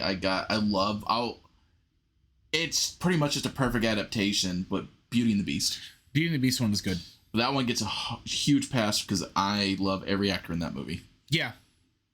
Like, it's got Luke Evans. Anytime Luke Evans is in anything, I will watch it. I do like Luke Evans. Bard and Dracula and... Well, the one that everybody forgets about, the first one they did, Cinderella. That one's really good. Yeah, because that had one of the... No, that did not. I'm thinking of the Sleeping... No, it's Cinderella. Because that had the oldest Stark brother. Yes. That's Prince Charming. Yes. Had Rob Stark. Mm-hmm. That's definitely the only thing nerdy he's been in. We'll never see him in anything nerdy ever again after that. Definitely not an Eternals movie. That movie got pushed so hard. I know, and they did. It's a good movie. It's a highbrow Marvel movie. They were pushing way too hard for it. That's the only problem. Yeah, that one's a highbrow. I think that comic movie series. It could. Yeah, it probably should have went the way of Inhumans. Yeah, I think like 4 episodes of a miniseries. I think it kept your audience a lot better because. I love the deep cosmic Marvel lore. It's so slow, and I got bored. It's so that's the problem. That is the one comic book movie that I would probably say is a comic film more than as a comic movie. Yeah, but you also have an Academy Award-winning director doing that too. That's fair. So, which I know. Thor is also directed by an Academy Award winner. One of my favorite, Kenneth Branagh. But that was also Professor Gilderoy Lockhart and Hercule Poirot in the murder movies. Yeah. But yeah, no, that even though it's Kenneth Branagh, but again, that was still when like they were still trying to figure out the formula for Marvel movies. So they kind of had more play with it, and I mean, Kenneth Branagh did fantastic, but yeah, no, when you have,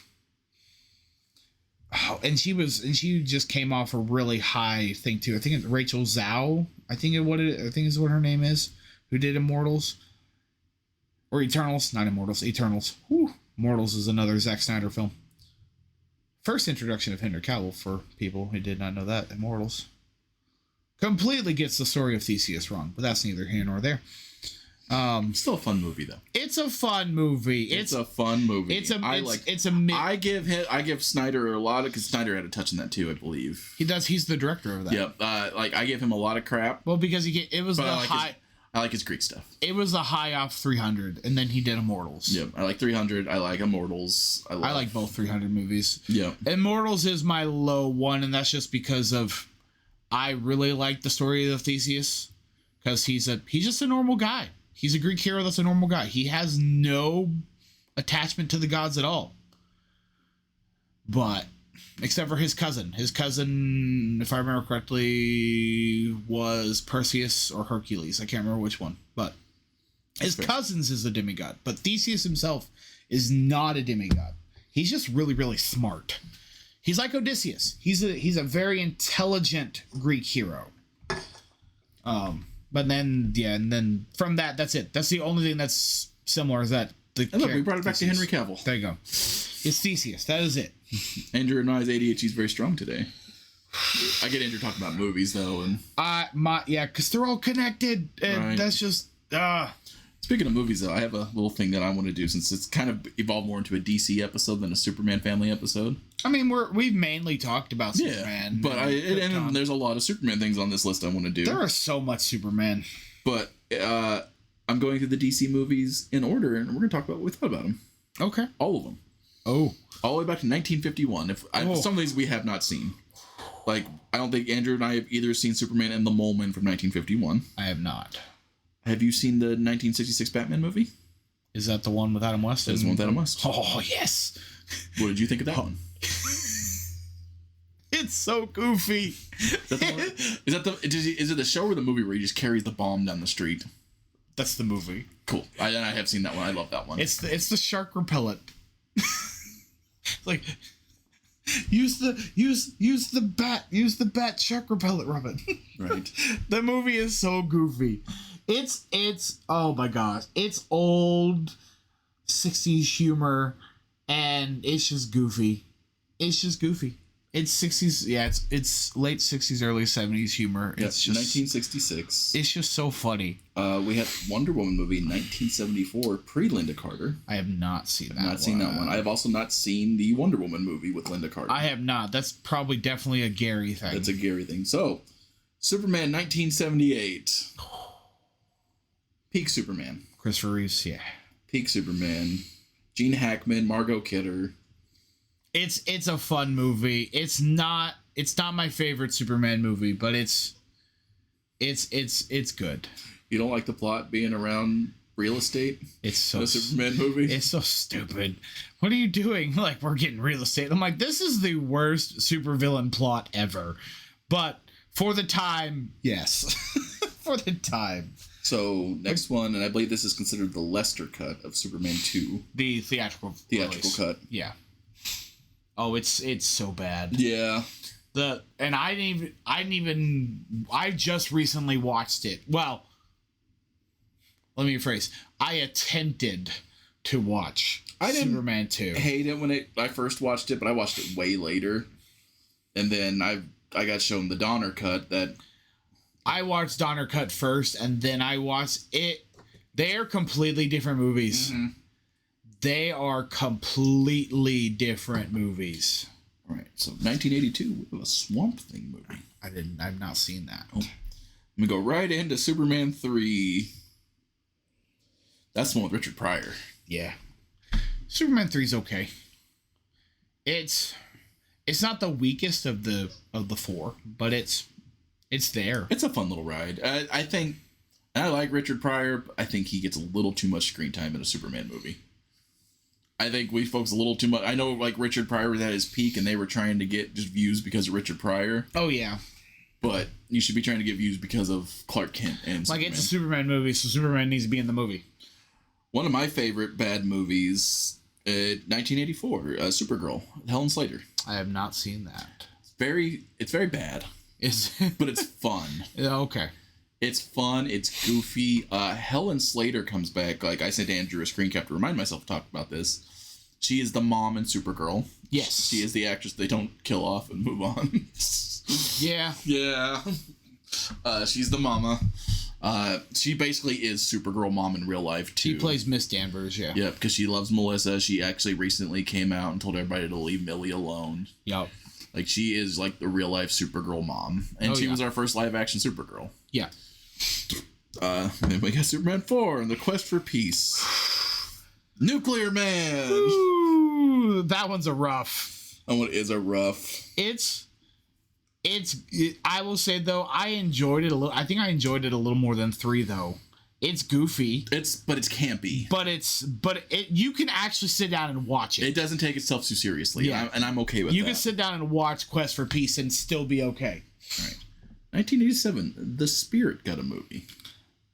I've seen bits and pieces, but I've never seen it all the way through. 1989, Return of the Swamp Thing. Again, haven't watched Swamp Thing. All right. Other 1989, you know what this one is. Do I? Batman. There's probably no DC movie that beats the 1989 Michael Keaton Batman. I love that movie. I think that is the peak DC movie for me. It's a really good movie. Jack Nicholson as the Kingpin Joker. The Kingpin Joker. The mobster Joker. Oh, it's so... The one that Jared Leto kind of tried to do a modern take of. Yeah. I think he succeeded. Yeah. I think he 100% succeeded. And because, like, Everyone's like, oh, that's kind of weird. Have you seen like gang people nowadays? They're kind of weird. He did the gangster Joker perfectly, and it was the mob boss. It was great. I liked, yeah. So they're including this as a movie, the 2-episode pilot of The Flash from the 90s. Okay, I've never watched the John original. Wash's ship. I never watched the original Flash series. Then we go right into 1992 as Batman Returns. Oh, still good. Danny DeVito, unmatched in anything I've ever seen. Oh my gosh, I will watch Danny DeVito read the Bible to me. I don't care. He does a fantastic job as Oswald. I love Danny DeVito. I still, even if it's CGI, I want a Danny DeVito Wolverine. That'd be so bad. I don't care. It'd be funny. He should have been Wolverine in the 90s.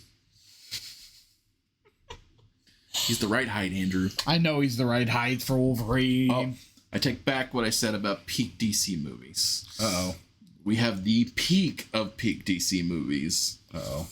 I will say 89 was the peak live action movie. 1993, we got Batman Mask of the Phantasm. Oh, okay. I was like, all right, animated. Yeah. Phantasm's so good. It's probably the best DC movie, hands down. And I really hope that's the villain that we're getting with Batman 2. Yeah. With the Batman 2. Yeah, I know they're doing Court of Owls, but I really hope Phantasm's in there too. I'm assuming. Oh. I've heard that's what Scarlett's gonna play. Yeah, she's supposed to be the female Phantasm. Yep. Which I'm totally down for. But yeah, no, if you've never seen Mask of the Phantasm, it's got the only voice I hear when I read Batman comics. Yeah. Kevin Conroy. It's Mark Hamill is the Joker. And it's just a good movie. It's a really good movie. Tank Girl had a movie in 1995. And then we get to one of my favorites. Best version of Bruce Wayne. Batman Forever. I did like Val Kilmer. Val Kilmer did a fantastic Bruce Wayne. That's a really good movie, too. I do. It's so campy. It's goofy. I mean, I wish Billy D. Williams was still hidden. But we got Tommy Lee Jones. But we got Tommy Lee Jones. Tommy Lee Jones and Jim Carrey having a measuring contest. The whole time. That's it. Like, who can they're trying to shine for the best on screen, and Tommy Lee Jones is trying to out goofy Jim Carrey, and it's not working. You can't do that. And you can see how he's getting frustrated with it. He tried his best, though. He tried his best. 1997, we have a Justice League of America movie. Never seen it. Is that animated one, or is it a live action? Oh. Yeah. I have no idea what that movie is. I've never heard of that. It seems to be in a different language. Oh, okay. And then, my boy, Arnold Schwarzenegger, Batman and Robin. I love I unapologetically love Batman and Robin. That is probably... I know everybody gives George Clooney so much hate. He was a fantastic Bruce Wayne. Yeah. I loved him as Batman. So the last... Keaton got Batman right. The last two got Bruce Wayne right. Yeah. Nobody has really... maybe Pattinson's got them both right. Pattinson did a fantastic job as both. Yeah, like Pattinson went into the character acting and learned about the character. I think Ben Affleck's up there too. Ben Affleck did really good. You know my thoughts on Christian Bale, and we'll get to him when we get there. Yeah, yeah. I make that same argument now too. Yep. Now that I've read Batman comics. Yep. Sorry, Andrew. Ruined the Dark Knight trilogy. It's fine. I still like the movies. Good. Great movies. Not good Batman movies. Yeah. 1997, Shaquille O'Neal. I never watched Steel. I never watched Steel. I saw it a long time ago, probably 1998, when it came out on like cable or something. And I like Shaq. I like Shaq too. I'm honestly surprised I have not seen Steel because I love Shaq. I mean, you who doesn't love Shaq like that? Shaq is a great guy. Something else I didn't know got a movie was Gen 13, but that's also like a Image studio. It might be Wildstorm since Jim Lee's Wildstorm. So yeah, I was like, I have no idea. Road to Perdition is a DC movie in 2002. I have no idea what that is. Yep. Tom Hanks movie. Oh. Must be a weird indie comic. Yeah. It's probably one of their like offsets. Yeah. The League of Extraordinary Gentlemen. Oh. The movies. It's a fun ride. I'll just say that. It's a fun ride. It's still got one of my favorite versions of the Hulk in it. Yeah. Yeah. Like Jekyll and Hyde is just Hulk. Yeah. down to being a doctor. Yeah, no, that movie is just fun. It's bad. It's a really bad movie, but it's fun. It's fun. I'm gonna start skipping the ones that aren't superhero related because I don't think either of us have seen American Splendor. Nope. But speaking of bad movies, 2004, Catwoman. The only thing that saves that movie is Halle Berry and leather. That's the only thing that saved that movie.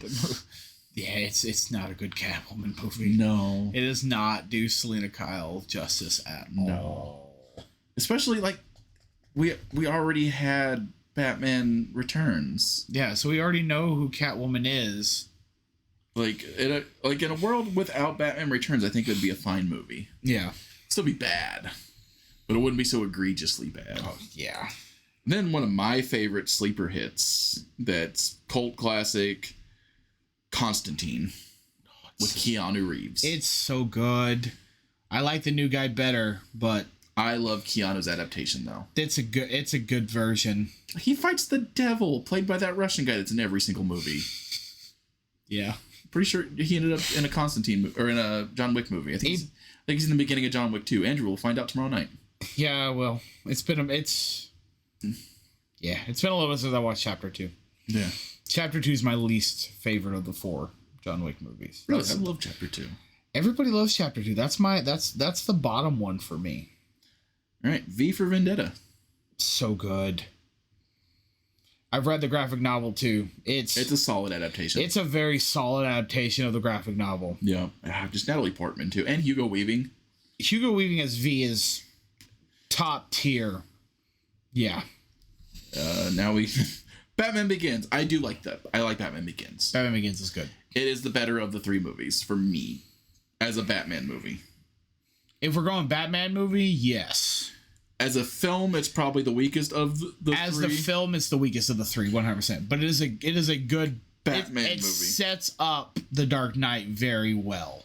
Like, it had a lot of promise, and then they went a little too on the realism thing. Yeah. Superman Returns. I like it. I like it. The Atom playing Superman. Brandon Routh. Brandon Routh is a fantastic Superman. Yep. I wish we would have got more Superman in Superman Returns, but that movie makes me laugh because Cyclops has to raise Superman's son. Oh yeah, that's right. Cyclops is raising Superman's son for most of the movie. That's right. He is Lois's new husband. I love him in everything he does. I do like him as an actor. Cyclops, the Sonic movies. Oh yeah. No, that man, I'll watch him. I can't remember the name for life. I know his name. I know it by heart, but I just can't remember the I'm so glad he's coming back as Scott. And getting to play a good good version of Scott. Yeah. And then we're up to The Dark Knight. I like The Dark Knight. I know it's a bad Batman movie. It's a solid movie. I just don't. I want my I'm gonna say it because I've said it way back on the podcast, probably like one of Andrew's first episodes. Like, I get people enjoy it, and I have no problem with you enjoying it. But for me, superhero movies, I should not be able to take all of the superhero things out of the movie and not change the plot. It's fair. If you take him out the costume, you take Joker out of the clown paint, the movie doesn't change. Yeah. Yeah. Like it's an action movie. It's just a vigilante. It's just an action movie. Yeah, you have a vigilante going after a mob boss. It's basically an Ocean's 11 movie. They're just doing heists. Kind of, yeah. Yeah. Yeah, and you have the vigilante trying to catch the bank robber. Yeah. And then there's another version of The Spirit. Sam Jackson and Scarlett Johansson. Yeah, that's the new one. I think that may have been the one. That's probably one you saw. The trailer I've seen, yeah. I've complained about it enough, but The Watchmen. It's weird. It's weird. It's a good character study. I'll give you that. Yeah. If you're interested in learning about why people do the things they do, why people go twisted, it's a good character study. That's fair. I actually used it as part of my references for my Monsters in Media presentation that I did for college. Yeah, I used it as some background stuff. I haven't seen it in a long time, but one of my favorite underrated DC movies everybody forgets is DC, The Losers. Oh, so good. Idris Elba, Zoe Saldana, Jeffrey Dean Morgan. Losers is fun. Next one is definitely a bad movie, but I love it. Jonah Hex. It's so bad. Bad. But it's cowboys. It's fun. If you sit down and watch it, is it gonna be the best? No. But you're gonna enjoy the parts of it. It's like watching Ghost Rider.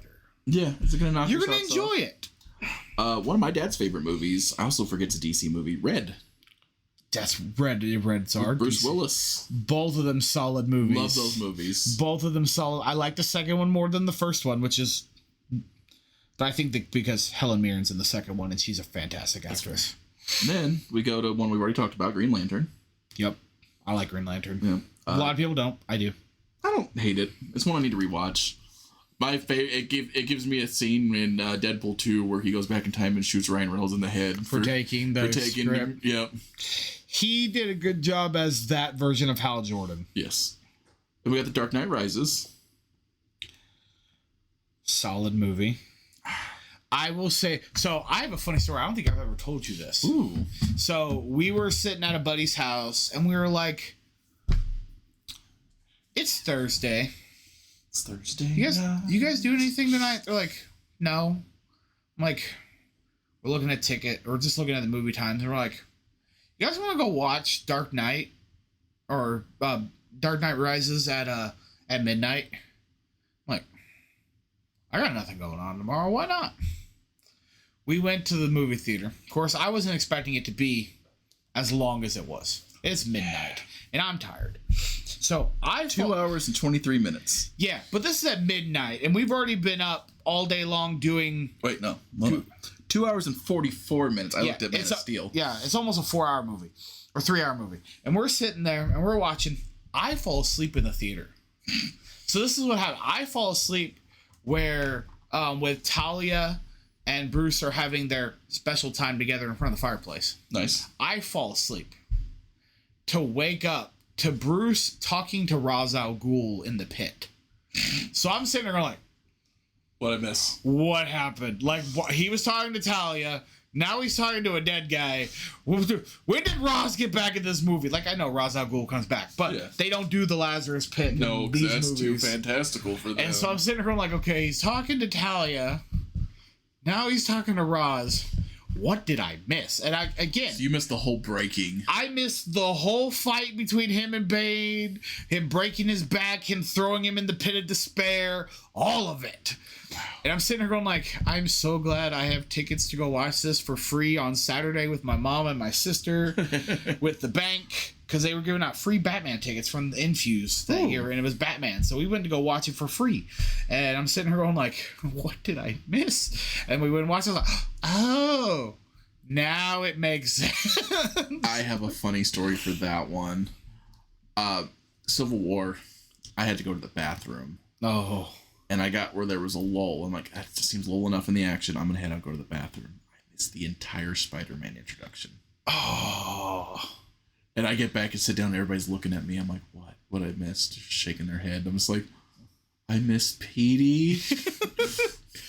And then I didn't get to see him until he jumped in. So I said Underoos. Yeah. I missed the whole beginning part where he's at the apartment with him and Aunt May. I was like, dang it. But yeah, so that movie, Dark Knight Rises, I love Anne Hathaway in it. I think she does wonderful as Catwoman. She's a really good Selena Kyle. I also think she would have made a wonderful, if they would have cast her what they were supposed to, Felicia Hardy. Oh, for Spider-Man side, yeah. because she was supposed to be in Raimi. Yeah, she was got to be Black Cat, yeah. I don't like, again, it's my Batman fanboy. I mean, the fact that even before the breaking, Batman had already just kind of given up and just hanging out in the mansion. That's not what Batman does. No, Batman never gives up the fight. No, and then just like he already had access to the thing that gave him the fight back right afterwards. I'm just like, this ain't my Batman. Hashtag not my Batman. Yeah. And then I love Tom Hardy. I love you, Tom Hardy. If you ever watch this for whatever reason, I know you won't, but I love you, Tom Hardy. Tom Hardy's a fantastic. I love you as Venom. I love you in Star Trek. I love you. I love you in everything that you do. I just watched The Revenant the other day, too. I forgot he was the bad guy in that movie. Oh, so good. I don't know if it was your decision or Christopher Nolan's decision to make Bane the Hispanic wrestler Sean Connery talking into a cup. He sounds like the Cookie Monster talking into a cup. He does. But that was just... I want cookies. That's what he sounds like, the Cookie Monster. He does. You make cookies. What? I just don't think that was it. When I prefer the Batman and Robin Bane over your gritty, grounded Bane is a problem. The one that just goes... Like, you had the characterization. The characterization was pretty great. Except him being a henchman for Talia. That's kind of weird. Bane's the top dog usually in whatever he's in. Yeah, he is the boss. He is the brains and the muscle. Yeah. But other than that, like, the movie's passable. It was a solid conclusion to the world that Nolan made. Yeah. Is that the one where... I think it's the second one. Where the one Wayne Tech employee knows Bruce's identity? I can't remember if Morgan Freeman figures it out in the second. Well, no. I know Morgan Freeman knows it, but there's an employee that's going to... No, it's the Joker one. Yeah. He's going to release it. It gives me one of my... Because Morgan Freeman... What we don't talk about is Lucius Fox. Oh my god. Morgan Freeman steals the show in all those movies. Yeah, I love Lucius. Yeah. Lucius in those movies. No, he does good. He's the shining part of those movies. But there's my favorite scenes. So you think your benefactor is a billionaire that spends his nights beating up criminals in an alleyway, and you're still going to release this to the public? Yeah. Excellent line. Good luck. Hands it back to him. Yeah, Lucius Fox, they're throwing it back in his face. Oh. It's beautiful. So, we've already talked about Man of Steel. Yeah. Solid for me. Yeah, you get rid of the Kevin Costner scenes, I'd be okay with it. Or just, yeah. And maybe. More wholesome. Like, I like Martha in those movies, but I need... Why did you say that name? But I need more wholesome Jonathan Kent. Speaking of wholesome, Zach Buddy, Mr. Snyder. Can we do away with the penis rockets?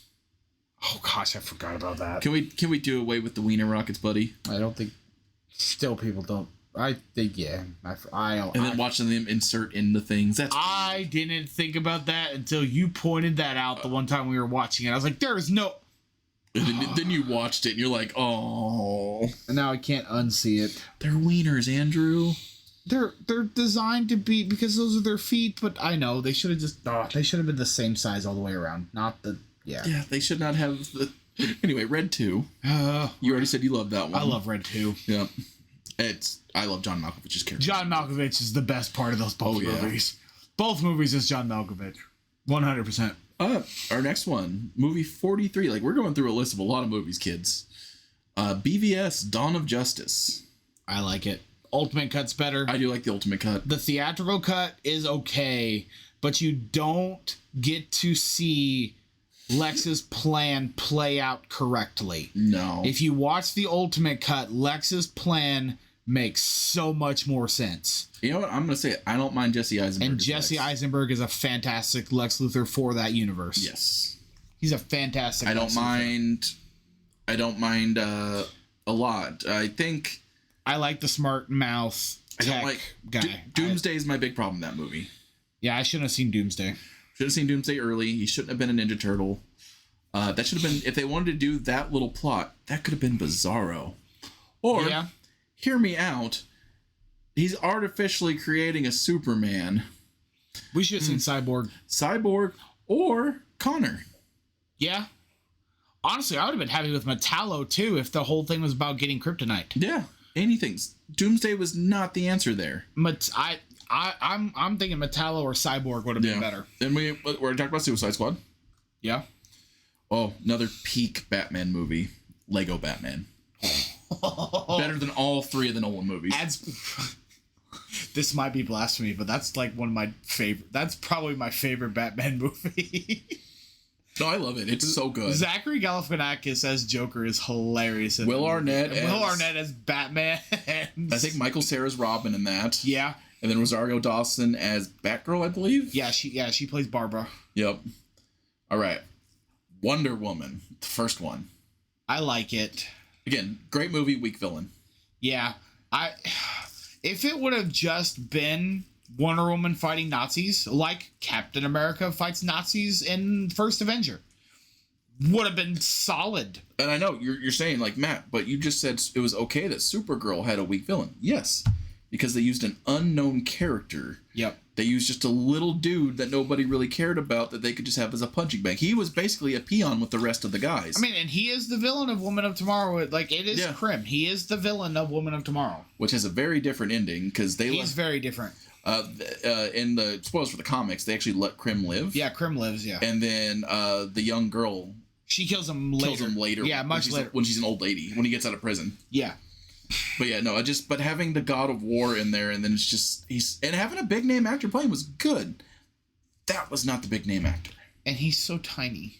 He's so little. If you know anything about Ares, not even comic Ares, but if you go to Greece and you go look at the statues they have of Ares, he is a short, buff dude.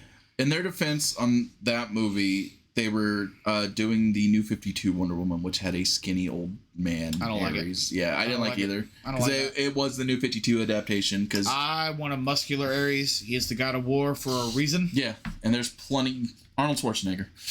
That I'd have been fine. Yeah, he'd been great. God of War. He doesn't even have to talk. Yeah, he doesn't have to give good vocal inflections. Just, and I get it. That one they were doing more of like the strategic side.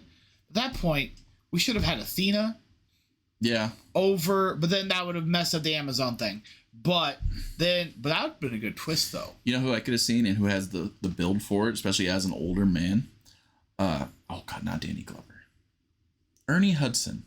Ooh. Winston from the Ghostbusters. Yeah. If you have not seen that man nowadays, even at like 80, yeah, he is still built. Yep. He is jacked. And he has the presence. Yeah. No, but they were doing the whole strategic side of the war, which I get. But yeah, no, we needed another actor to be Ares to be believable. I would have taken just a couple other gods too if we're putting Ares in there. Yeah, we should have seen other gods if it was Ares. Like, we should have seen the gods at war. If Ares was the one pulling the strings, we should have seen more gods. Yeah, it should have been like, hey, you need to help us do this. I mean, yes, Diana's a god, but we should have seen his sister. We should have seen at least Athena. I think that would have been a good, even if it was just Athena, I think that would have been fine. And it would have been a really fun. Or we should have seen the twins too. Artemis and Apollo would have been perfect for that. A lot of Wonder Woman's characterization is she prays to at least the goddesses for help. Yeah. She's like, Athena, help me do this. Artemis, help me do this. Yeah, no, we should have seen the twins. We should have seen the twins and Athena. I'm just saying, though, that time period, though, a good casting, I will not hear any flack on it. Hades, James Woods. The Hercules, James Woods. I love the voice. Dance, we kiss, we schmooze, we carry on, we go home. That would have been funny. All right. I don't know if they're going to put them both, so we'll probably do them both here. But first, the Justice League. I like it. I like the Justice League. I like it as is. I like that version. I walked out of the movie theater and I was like, does it have its issues? Yes. But it was a solid character driven movie that it gave relationships for the characters and why they're forming the League. And I think that's like when another early movie of whenever the nitpicking hate started. Kal-El, no. Yeah. Was that a bad acting scene? Absolutely. Are we hiring Gal Gadot for her acting? No. Hire her because she looks pretty. That movie was still probably my favorite part of Justice League in both versions is where they're going to stop Superman and you see Flash take off and you just see Superman. I love that scene. I died. I'm like, and you just see Barry's eyes get really big. I'm like, they actually got the speed right. It was so funny. Barry's like, I'm the fastest man alive. Which he is. He is faster than Superman. But You just see Superman start watching him. It was beautiful. And the Snyder Cut was all right. I like it. I like it in sections. I'm glad that they separated it. I watched it in one sitting. I did. Oh, I do too. Generally, No, the one time I saw it was one sitting, and I wanted to go home. I like it in sections. If you have the option, and I really wish they would have did it like they did the extended edition for Lord of the Rings, where they're on 2 discs. Yeah, so you can take a break. So you can take a break in the middle, or watch. Says they break it into 4 parts. Watch part 1 and 2 one day. Watch parts 3, 4 on the next day. That movie is far too long for what it is. I enjoy the bits that they added. Like, we got to see more Darkseid, which was awesome. We got to see more of Apocalypse, which was awesome. We got to see a cooler version of Cyborg. Yeah. He got the screen time he deserved. And Cyborg got what he deserved in this one, which he should have got. We got to see Iris. We got to see Iris. We got to see Lois staring longingly in slow motion for way too many scenes. There's that. Which would have been cool if it wasn't a 5-hour movie. Yeah, but no. There's all the scenes that should have been cut on the cutting floor. But they did. There we go. Perfect movie that would fit this. They should have did what Quentin Tarantino did with The Hateful Eight. What did he do with Hateful Eight? He split it into chapters. Oh. So you can actually go on. I don't know if it's still on Netflix or not, but this is the way the Netflix.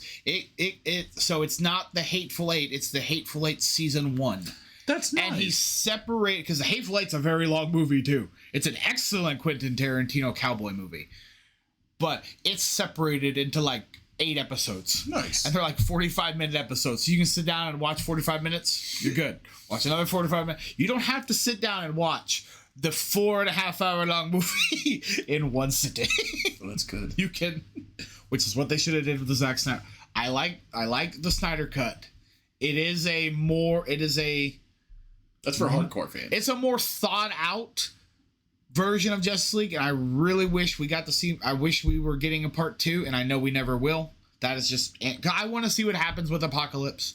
I want to see what happens with the mother boxes and the father boxes and the father box. But you know what I would be okay with, even as someone who just gives him endless crap, is especially since Tim and Gunn are buddies, if they just let him do an Elseworlds movie to finish the story. If they'd let him finish part 2, I'd be happy. But just not in control of the universe. No. Well, hey, so if any of the Snyder boys, whatever, or the gun bots, whatever you want to call people, you know what? And I think it has been recommended by 2 of them, but you guys are out there listening. I'd be okay with an Elseworld story. If we're already doing the Batman as Elseworld, yeah. I don't know why we couldn't get Justice League Part 2 with those actors. I don't think any of them will come back. Well, I think Henry. I don't think Henry's coming back. He's too busy. That's true. I know Affleck's not. Affleck's not, because he got burned after his Batman movie got shut down. Yeah. I don't think we might get Gal Gadot back. She might come back. It depends it depends how much she's been online. That's fair. Please, for the love of God, do not give me Ezra Miller back. We're probably never going to see him again. Not if Gunn's in charge. And Momoa solidified himself as Lobo. He did, yep. He's living his life. So I would love to see part 2, but just... They could do an animated one. If you did animated, I'd be okay with that. Yeah, I agree. Part 2 animated, and you can get voice actors who can sound like them, and it'll be okay. Yeah, you can do an animated one. I'd be cool with it. 48 on our movie list. We're probably going to go way long today, aren't we? Yeah, we're only an hour and 48. Oh, not bad. But you know what? But then actually, if they did the animated one, because I think he actually wanted to do up to 3. It was supposed to be part 1, 2, 3. We could do 2 and 3 as an animated movie. I'd be okay with that. I have no problem with that. Or an animated series on HBO. Yeah. You could do series, and then they can be as long as you want. They can be 9 hours long, because it's episodes. Yep. Give me 10 45-minute episodes. I'd be okay with that. All right, we got Teen Titans Go to the Movies. Oh my gosh, I never watched that. I've never watched it, but I've seen one scene in it that makes me laugh to this day. I heard it's so goofy. Where they go back in time and re-kill Batman's parents in front of him. That's it. That's all I have to say about that. That's so bad. Yep. Why would you do that? Because they saved all the heroes at the beginning of the movie from their cataclysmic events, and then it made the universe worse. because there was no heroes to protect him. So they had to do it so that Batman existed. Yeah, so Batman would exist, Superman would exist. Oh. I think they had to blow up Krypton. Oh. Well, yeah. Next we got Aquaman. Love that movie. I like the first one. I really enjoy the first one. Any movie that Willem Dafoe's in, I'm here for. Yeah. And Tamora Morrison. They have an octopus playing the drums. It's just the Little Mermaid. It's so funny. It's just the Little Mermaid, Andrew. Yeah. He is the Little Mermaid. I like it. I think with a trident and cool hair. We will not talk about who played Mara, but real world things, and you all know. You all know. You've heard it enough. We don't need to. Yeah, we don't need to go into that. But he did great as Aquaman. I loved seeing him in the orange and green outfit. Oh my! He was so goofy looking, and I loved it. I was there for every second of that. Every second of that. Okay, number 50, we got Shazam. Oh, that first one. First Shazam's good. I still think they should have. Well, no, because second movie got the Shazam family, right? That wasn't the first one. Yeah, we got the Shazam family. No, it was the climax of the first one. Oh yeah, that's right. It all happens at the end. Yeah, they all touch the wizard staff. I think they should have waited till the second movie to get the Shazam family. I liked how they did it in the first one just because he was facing all the different sins. And so having multiple people so then they could take on each one. I've also heard we'll get to it when we talk about it. I haven't seen the second one, but I've heard it didn't capitalize on the caterpillar. No. Which is sad. It shows things, but it doesn't capitalize. Apparently this is a DC market movie, is The Kitchen. Who knows? 2019. Number 52. Oh, I think no, I don't know what that is. Number 52 on the list, The Joker. This is where Matt and I differ. I have no opinions on The Joker. I like it as a movie. If it wasn't labeled The Joker, fantastic movie. It's Taxi Driver, done again. You can just watch Taxi Driver. You can't just watch Taxi Driver, but this is a more Both modern. Both have Robert De Niro in them. They do.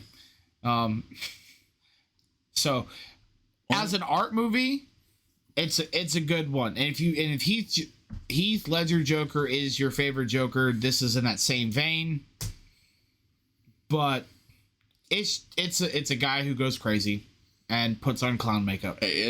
I'll give it one prop, and it has one of my favorite actresses in it that doesn't play in enough, is Zazie Beetz. She is, yeah. She's the love interest in that one. Yep, Domino. Okay, one of my underrated, but I like, is Birds of Prey and the Fabulous Emancipation of Harley Quinn. It's so bad, it's good. It's the whole plot around a breakfast sandwich. It's so bad, it's good. I love that movie. It's best Harley scene I've seen, and there's a lot of good Harley scenes. See, my favorites in the Suicide Squad. No, I know that I just can't get over her running around the police academy with a grenade launcher, just launching gas bombs at the police. That's funny too. No.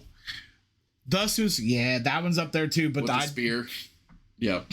But no, I just I just love the whole thing of her just running around. Of the things that came out of the Snyder DCU, Harley or Margot Robbie as Harley, perfect casting. Oh yeah. Perfect casting. Perfect casting for Harley. Also underrated, we never hear about her, but Mary Elizabeth Winstead is the Huntress. Yes. She did very good. Hera, Harrison Dula. Yeah. Obi-Wan Kenobi's wife. Yeah. No, Huntress and Black Canary were fantastic in that movie too. Yeah. And I know, was he playing a comic accurate Black Mask? No. Obi-Wan Kenobi is But you know what? I enjoyed the crazy... And we got Victor Zsasz. But I enjoyed watching Ewan McGregor play a charismatic psychopath. He had fun. You can tell he had fun in that movie. It was so great. He was having fun. He was having, because I don't think he gets to play villains very often. He's a couple. He's Kenobi. It's hard to see he's not Kenobi. I know. All right, 2020, Wonder Woman 84. That one's that. Oh. It raises weird questions. Yeah, that one's Pedro Pascal couldn't even save that movie. So everybody forgets when I tell them that. Oh yeah, we already had a Maxwell Lord, and it was Pedro. He He tried his hardest. That one was. I mean, and I get it that they did Cheetah, and I was okay with Cheetah, but Kristen Wiig was not the choice. I think she did fine in human form. It was just weird when she actually became a cat. Yeah. That's when it got really weird. And just Wonder Woman being with that young man that Chris Pine was in the body of. Yeah. And then doing things to that man. And then trying to go on a date with that man at the end of the movie. Best part of that movie was Linda Carter in the end credit scene. There you go. Best part. We already did the Snyder Cut. That's right there. The Suicide Squad. We talked about it a lot. It's got my favorite Harley scene. It's got a lot of my favorite scenes. I love that movie. And I know a lot of people are like, that's the worst one. And I'm like, I understand that's what you think. Idris Elba as Bloodsport was fantastic. Pick up a Suicide Squad comic. Idris Elba was everything Will Smith should have been in the first movie. Yes, no. But pick up a Suicide Squad comic. That one is comic accurate Suicide Squad. And it's just silly. And I get it. Starro is not a villain that you all are familiar with. He was the very first villain the Justice League fought together. Also, pick up a Superman comic. You see Starro a lot. Yeah. I recently saw him in a Teen Titans book because Beast Boy transformed into Starro to counteract him and then accidentally turned everybody into animals. Yeah. It was pretty funny. Yeah, no. Starro is he's a weird villain, but it's just fun. Mind-controlled starfish. There you go. Yeah. The Doctor as the Thinker. Yeah, Peter Capaldi as the Thinker. That was beautiful. I loved every bit of that. Every time I see a Doctor Who actor come on in a comic book movie, I am so happy. Nope. You know, we got David Tennant as Purple Man. We have Christopher Eccleston as Elf Guy. Yeah. Can't remember his name for the life of me. I just watched that movie too. Oh, from Dark World. Yeah. Dark World. You know exactly what I'm talking about. Malekith. Matt Smith and Morbius. Best part of Morbius. Best part. And then I'm sure in the future we'll get some Jodie Whittaker and something, and then we'll get Ncuti Gatwa and something. Oh, yeah. Once the fanboys stop crying about people. Once Doctor Who officially falls away. I think it is. Yeah, they've already... The nail is in the coffin of Doctor Who. Russell T Davies has already been shipped off. The Christmas special isn't coming. We're just waiting for the cultural zeitgeist for Doctor Who to just... Yeah, when everybody be like, oh, that show wasn't that bad. Like, it inevitably will be in a few years, which it wasn't bad when it came out. Give it about 10 more years and they'll reboot it again. You're mad that a shape-shifting alien is black, gay, or a woman. It's kind of weird. That's your hang-up on the shape-shifting alien. That every time it dies, it turns into a whole nother person. There's multiple incarnations of the Doctor. Yeah. That's how it works. Okay. But anyway, the Batman. Yes. I like it. Jeffrey Wright, who I love in everything I see him in. He's a fantastic Hunger Games, James Bond. He was a good Commissioner Gordon. Oh, he's a fantastic Gordon. I love that movie. There's Colin Farrell stole the show as the Penguin. Yes. To the point that he got his own show as the Penguin. Yeah, got his own show. I will never forgive you what you did to that young man, Penguin. Oh. Beautiful writing. Beautiful writing. Zoe Kravitz did really good as Catwoman. She did, yeah. Our fourth live-action Catwoman. She's definitely... I don't know where to put her, but I really liked her as Selena. She fits with Robert Pattinson. So with the story and with the chemistry, I would put her above Anne Hathaway, but still below Michelle Pfeiffer. That's fair. Yeah. And we all know where Halle Berry is. Yeah. In the pit of despair. That's a reference on multiple titles. Princess Bride, anyone? But yeah, no, and everyone's like, that's the worst Batman movie. It's like, you don't know Batman then. If you have... pick up a Batman. I know they did Riddler dirty. But that is a perfect Batman movie. He's the detective. I mean, it's early Batman, so he's violent. They did the Riddler fine. I know, but That's an early day Riddler. I mean, that's fair, too. It's before he kind of loses his noodle a little bit. I mean, that's fair. He's definitely losing his noodle in prison. Yeah. Dealing with John Doe. I wonder who John Doe is. Yeah, John Kerr. I wonder who he is. One I didn't see was the DC League of Super Pets. It's fun. It's funny. It's a cute little movie. I think one of my favorite parts of that. I mean, yes, it's The Rock and Kevin Hart doing The Rock and Kevin Hart things, but Keanu Reeves voicing Batman is. I love that. It's so funny. It's good. If you have not watched Super Pets is good. It's a good little animated family movie. Next we have Black Adam. Better than what I thought it was gonna be. So I'm gonna Pierce Brosnan stole the show. Black Adam was the worst part about Black Adam. Live action Dr. Fate was so good. Yeah, that's 2 James Bond actors we have in the DCU. Yeah, because we have Dalton in the what are they? Yeah, what is it? The show. I can't remember for the life of me. I don't remember either. But yeah, you know exactly what show I'm talking about. Yeah, but yeah, no Yeah. If they didn't try to make Black Adam a hero, and I understand what they were doing, because yes, he becomes the king. Doom Patrol. But he becomes the king of his area because it's Black Adam. But they didn't need to make him that. It was definitely we've talked about on the podcast several times how The Rock, problem with The Rock is his contracts.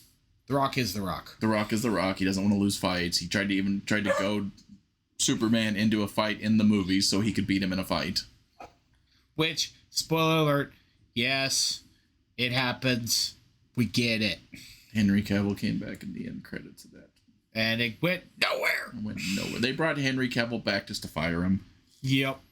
Then, now we're to one I have not seen, is Shazam! Fury of the Gods. I like it. It's not as good as the first one. I will say that. It is a step down. I think they waited too long. Mm-hmm. I think that's because the child actors were starting to grow up. They were too old for what they were or should have been. Yeah. To the point it got to where like Mary Marvel, Miss Shazam, is turns from one adult to another. Her champion form is the same. Oh. She's at the age where her champion form is her adult form. Like there is no difference. Huh. So it's the same actor, which they recast her. It's not the same actress from the first one. And so I liked it. I thought it was cool because you get to see them do the wizard thing. They're doing the research in the secret wizard library. You know, they're doing that whole thing while they're facing off against 3 evil goddesses trying to take over the world. Well, they're not goddesses, sorry. They're daughters of the Titans. Technically makes them goddesses. So, yes, but they're not goddesses. It's weird. But they're the daughters of the Titans. Like, they call them the daughters of Atlas. That's who they are. Ah. But yes, technically would make them. But they're gods. Not. They're gods, but they're not the Olympians. There we go.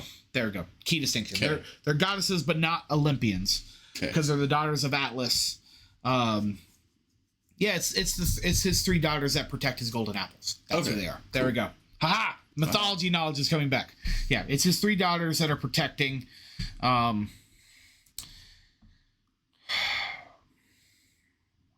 I overall liked it. I liked the intro when we first got them, and they were causing some havoc. And then they did the weird love interest thing with one of them, and oh gosh, what's his name? The crippled kid, the kid on the crutches. I don't know his name. I don't remember either, but you know who he is. The blue Shazam. The blue Power Ranger. Yeah. So there's a love interest with him. The kid from Power Ranger Turbo. A full adult. Rachel Ziegler's first, I believe, acting credit. Oh. Is she one of the goddesses? Yeah, she's the youngest. She's the youngest goddess who wants to be mortal because she's in love with the kid. Blah blah blah. They end up together at the end.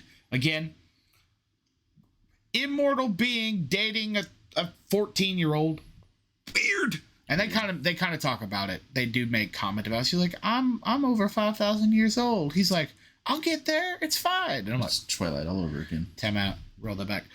So, and then, so Shazam dies in that one. Spoiler alert, it's been out for a while, but Shazam dies, and Gal Gadot comes back and brings him back to life. So Wonder Woman shows up at the end of that one. It's just her powers are so inconsistent. Yeah, so Wonder Woman shows up and brings back. Well, they take him, they bury him next to Atlas's tree, and then weird god magic, and so yeah, so they bring Billy back. Then we have the last movie that Batfleck and Wonder Woman Gal Gadot were in, a movie that you should just skip every time, The Flash. YouTube the scenes with Michael Keaton and Sasha Calais in them. Yeah, Batman and Supergirl are the best parts of those movies. Yep. That movie. And then the end scene where Barry still changed something, and we found out the whole movie was pointless. Favorite part is realizing just seeing George Clooney back as Bruce Wayne again. Yeah. Oh, it was beautiful. We saw 3 different Batmans in that movie. Oh my gosh, yeah. So we had Affleck in the very beginning. Yeah. We had Michael Keaton, and then we had Clooney. And we had Clooney at the end again, yeah. Well, yeah. I forgot about that. That movie's just bad. It has questionable things. A lot of questionable things. Especially questionable things in a kid's movie, considering Ezra Miller's history. Why is he naked? Oh, yeah, I forgot about that. Why is he naked? did forget about that part. Why in a kid's movie, DC, are you putting the guy that kidnaps people, and we already know he does that, naked? No. I refuse to own them, and I own Dark Phoenix. I refuse to own The Flash. I own The Flash just so because I'm a completionist. I know you are. I have the series. I'll probably watch that movie in 10 years and go like, it's still bad. Yeah. Terrible CGI Nicolas Cage. And we got 3 movies I haven't seen because I kind of stopped watching the DCU with The Flash. Blue Beetle. Solid movie. I've heard it's good. I know they're doing it with the Suicide Squad characters. If you can bring back Sholo as Blue Beetle, bring him back.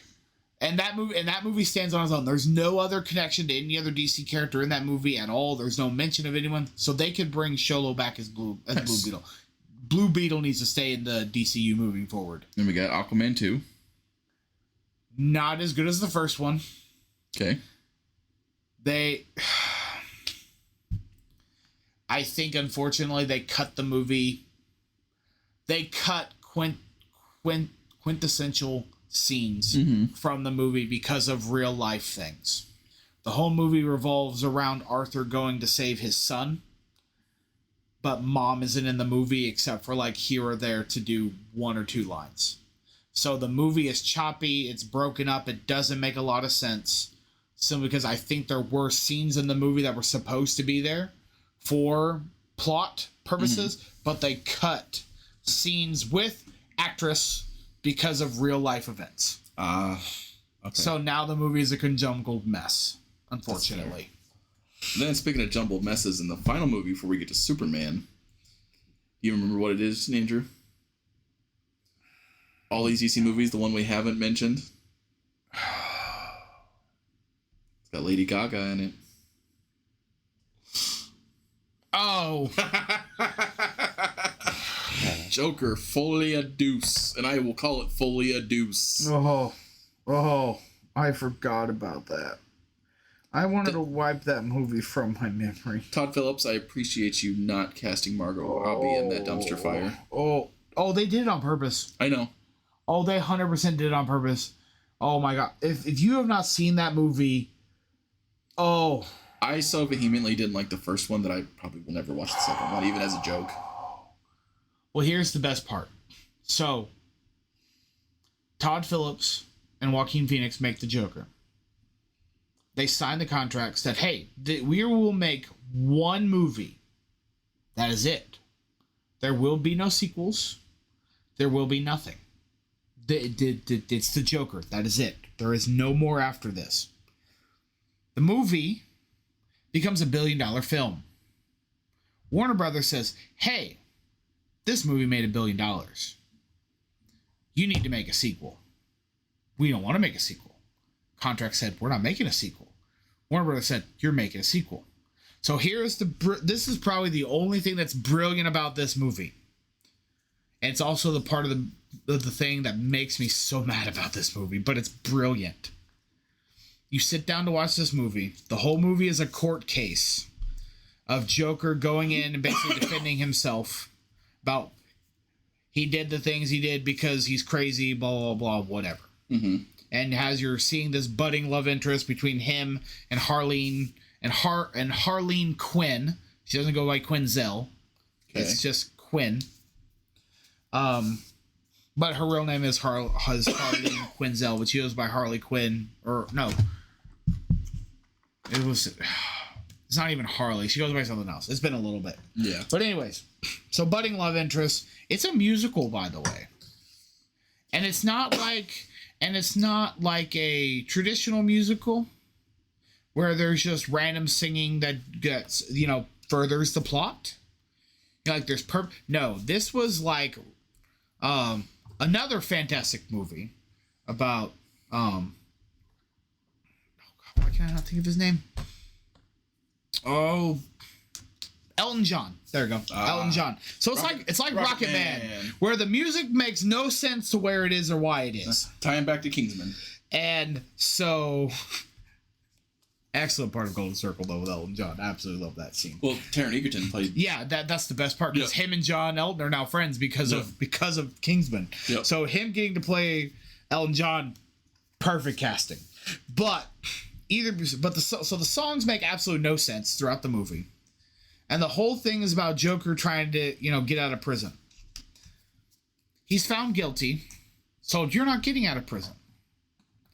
They have this weird thing, or Harley finds this weird way to blow up the courthouse so he can escape. He escapes. Kind of. Gets caught. Gets thrown back in jail.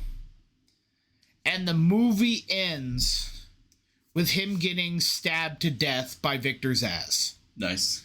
And that's how the movie ends.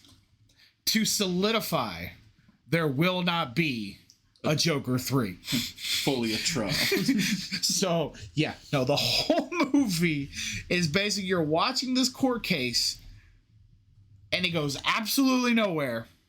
And then the main character dies at the end of the movie. So there is no Joker 3. Which also reminds me of another movie made because of WB's greed. The fourth Matrix movie. Oh my gosh. Where they made fun of it the whole time. Yeah, they did. Like Neo is now in a different thing where it's like the Matrix is an actual thing in that universe.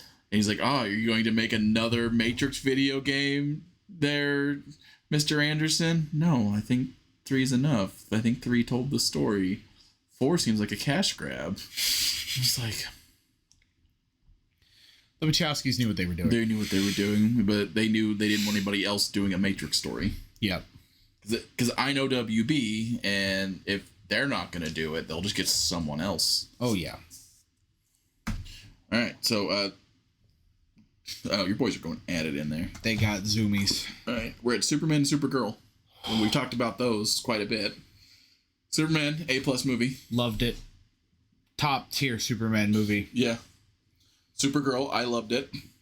Supergirl's middle of the road for me. It's better than most. And this another thing I saw too is like if this movie came out 90s, early 2000s, wouldn't hear a problem about it. Top 10 cinema. Yeah. Top 10 cinema for superhero movie, but we have been spoiled so much that again, going back to the original argument, is people don't know how to be entertained anymore, and it's just they complain because it's not what I thought it was going to be, so that means it's terrible. If Transformers 1 came out nowadays, it would be flamed. Oh my gosh. I love Transformers. Those movies are bad. Yeah.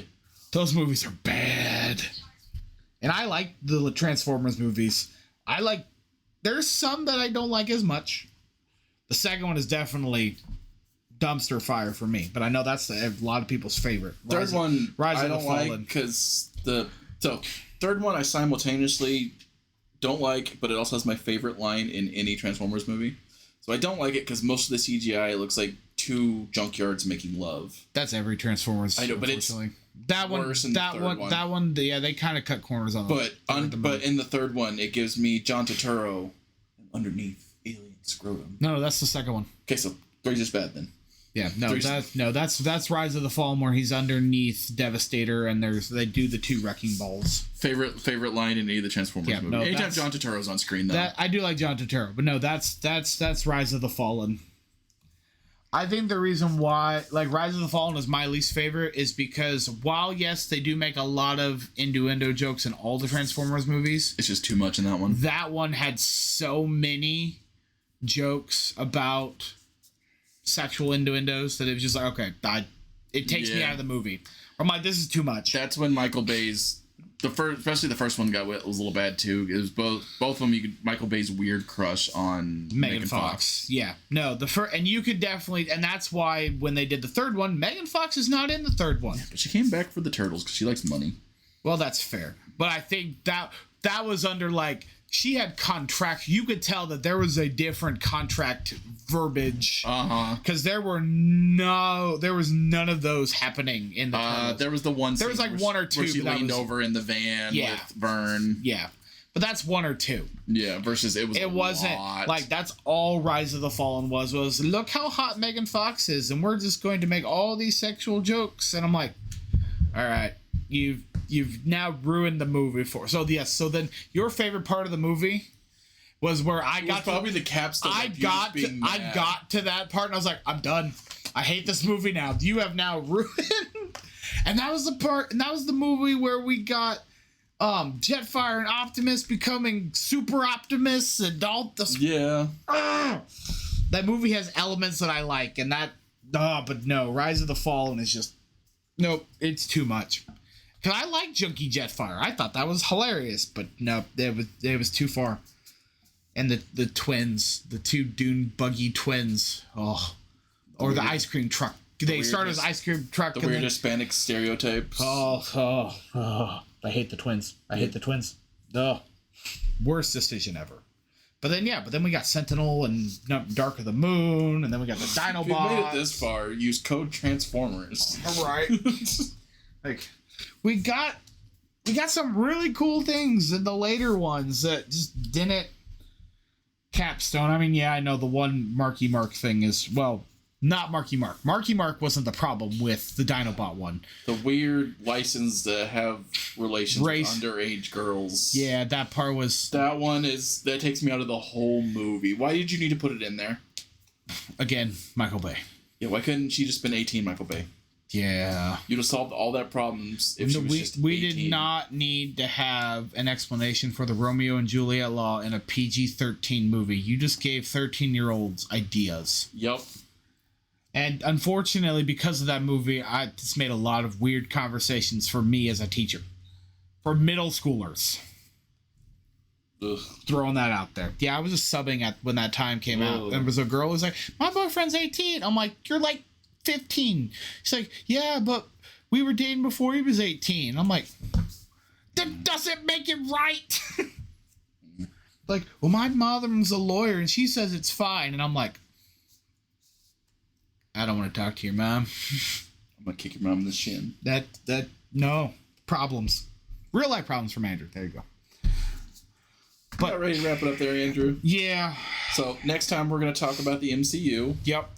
Just MCU. We're not gonna dip into comics. We might dip a little into comics. We might. I mean, I think it's gonna be hard talking about MCU without dipping into their origins, which is that'll be different. But yeah, like we're gonna have a more streamlined. We might make a tier list. Ooh, I'd think about that one. Yeah. That one's going to take time. Ooh. Make a live tier list. It's a good thing I'm going on vacation. I'll have time. I'll have things to think about. Yeah. Like, I'm currently rewatching the MCU. I'm in the good part. I just hit Winter Soldier. That's a good part. Just finished it. I want to get it all done before Doomsday comes out. At least, like, I'm watching every movie Endgame and before, and then I'm going to cherry pick after Endgame. I watched Iron Man because I was like, oh, I'll watch them all. And then I watched Iron Man, and then I never moved on past Iron Man. And I'm like, I really want to. I haven't done it. But I have time. I can just sit down and watch still and probably knock it out easily if I just watch one movie. I mean, if we have interest, we could just do live watch-alongs. We'll see. There you go. We'll put up a poll. If you're this far, or on YouTube, put in the comments if you want to do like a live watch along. We'll have to figure out the logistics of all that stuff. Right. But we'll figure it out if that is something you all are interested in. So, but yes. All right, Matt, you ready for that outro? I am ready. Well, folks, the sun is setting on our yellow solar system and our powers are starting to drain.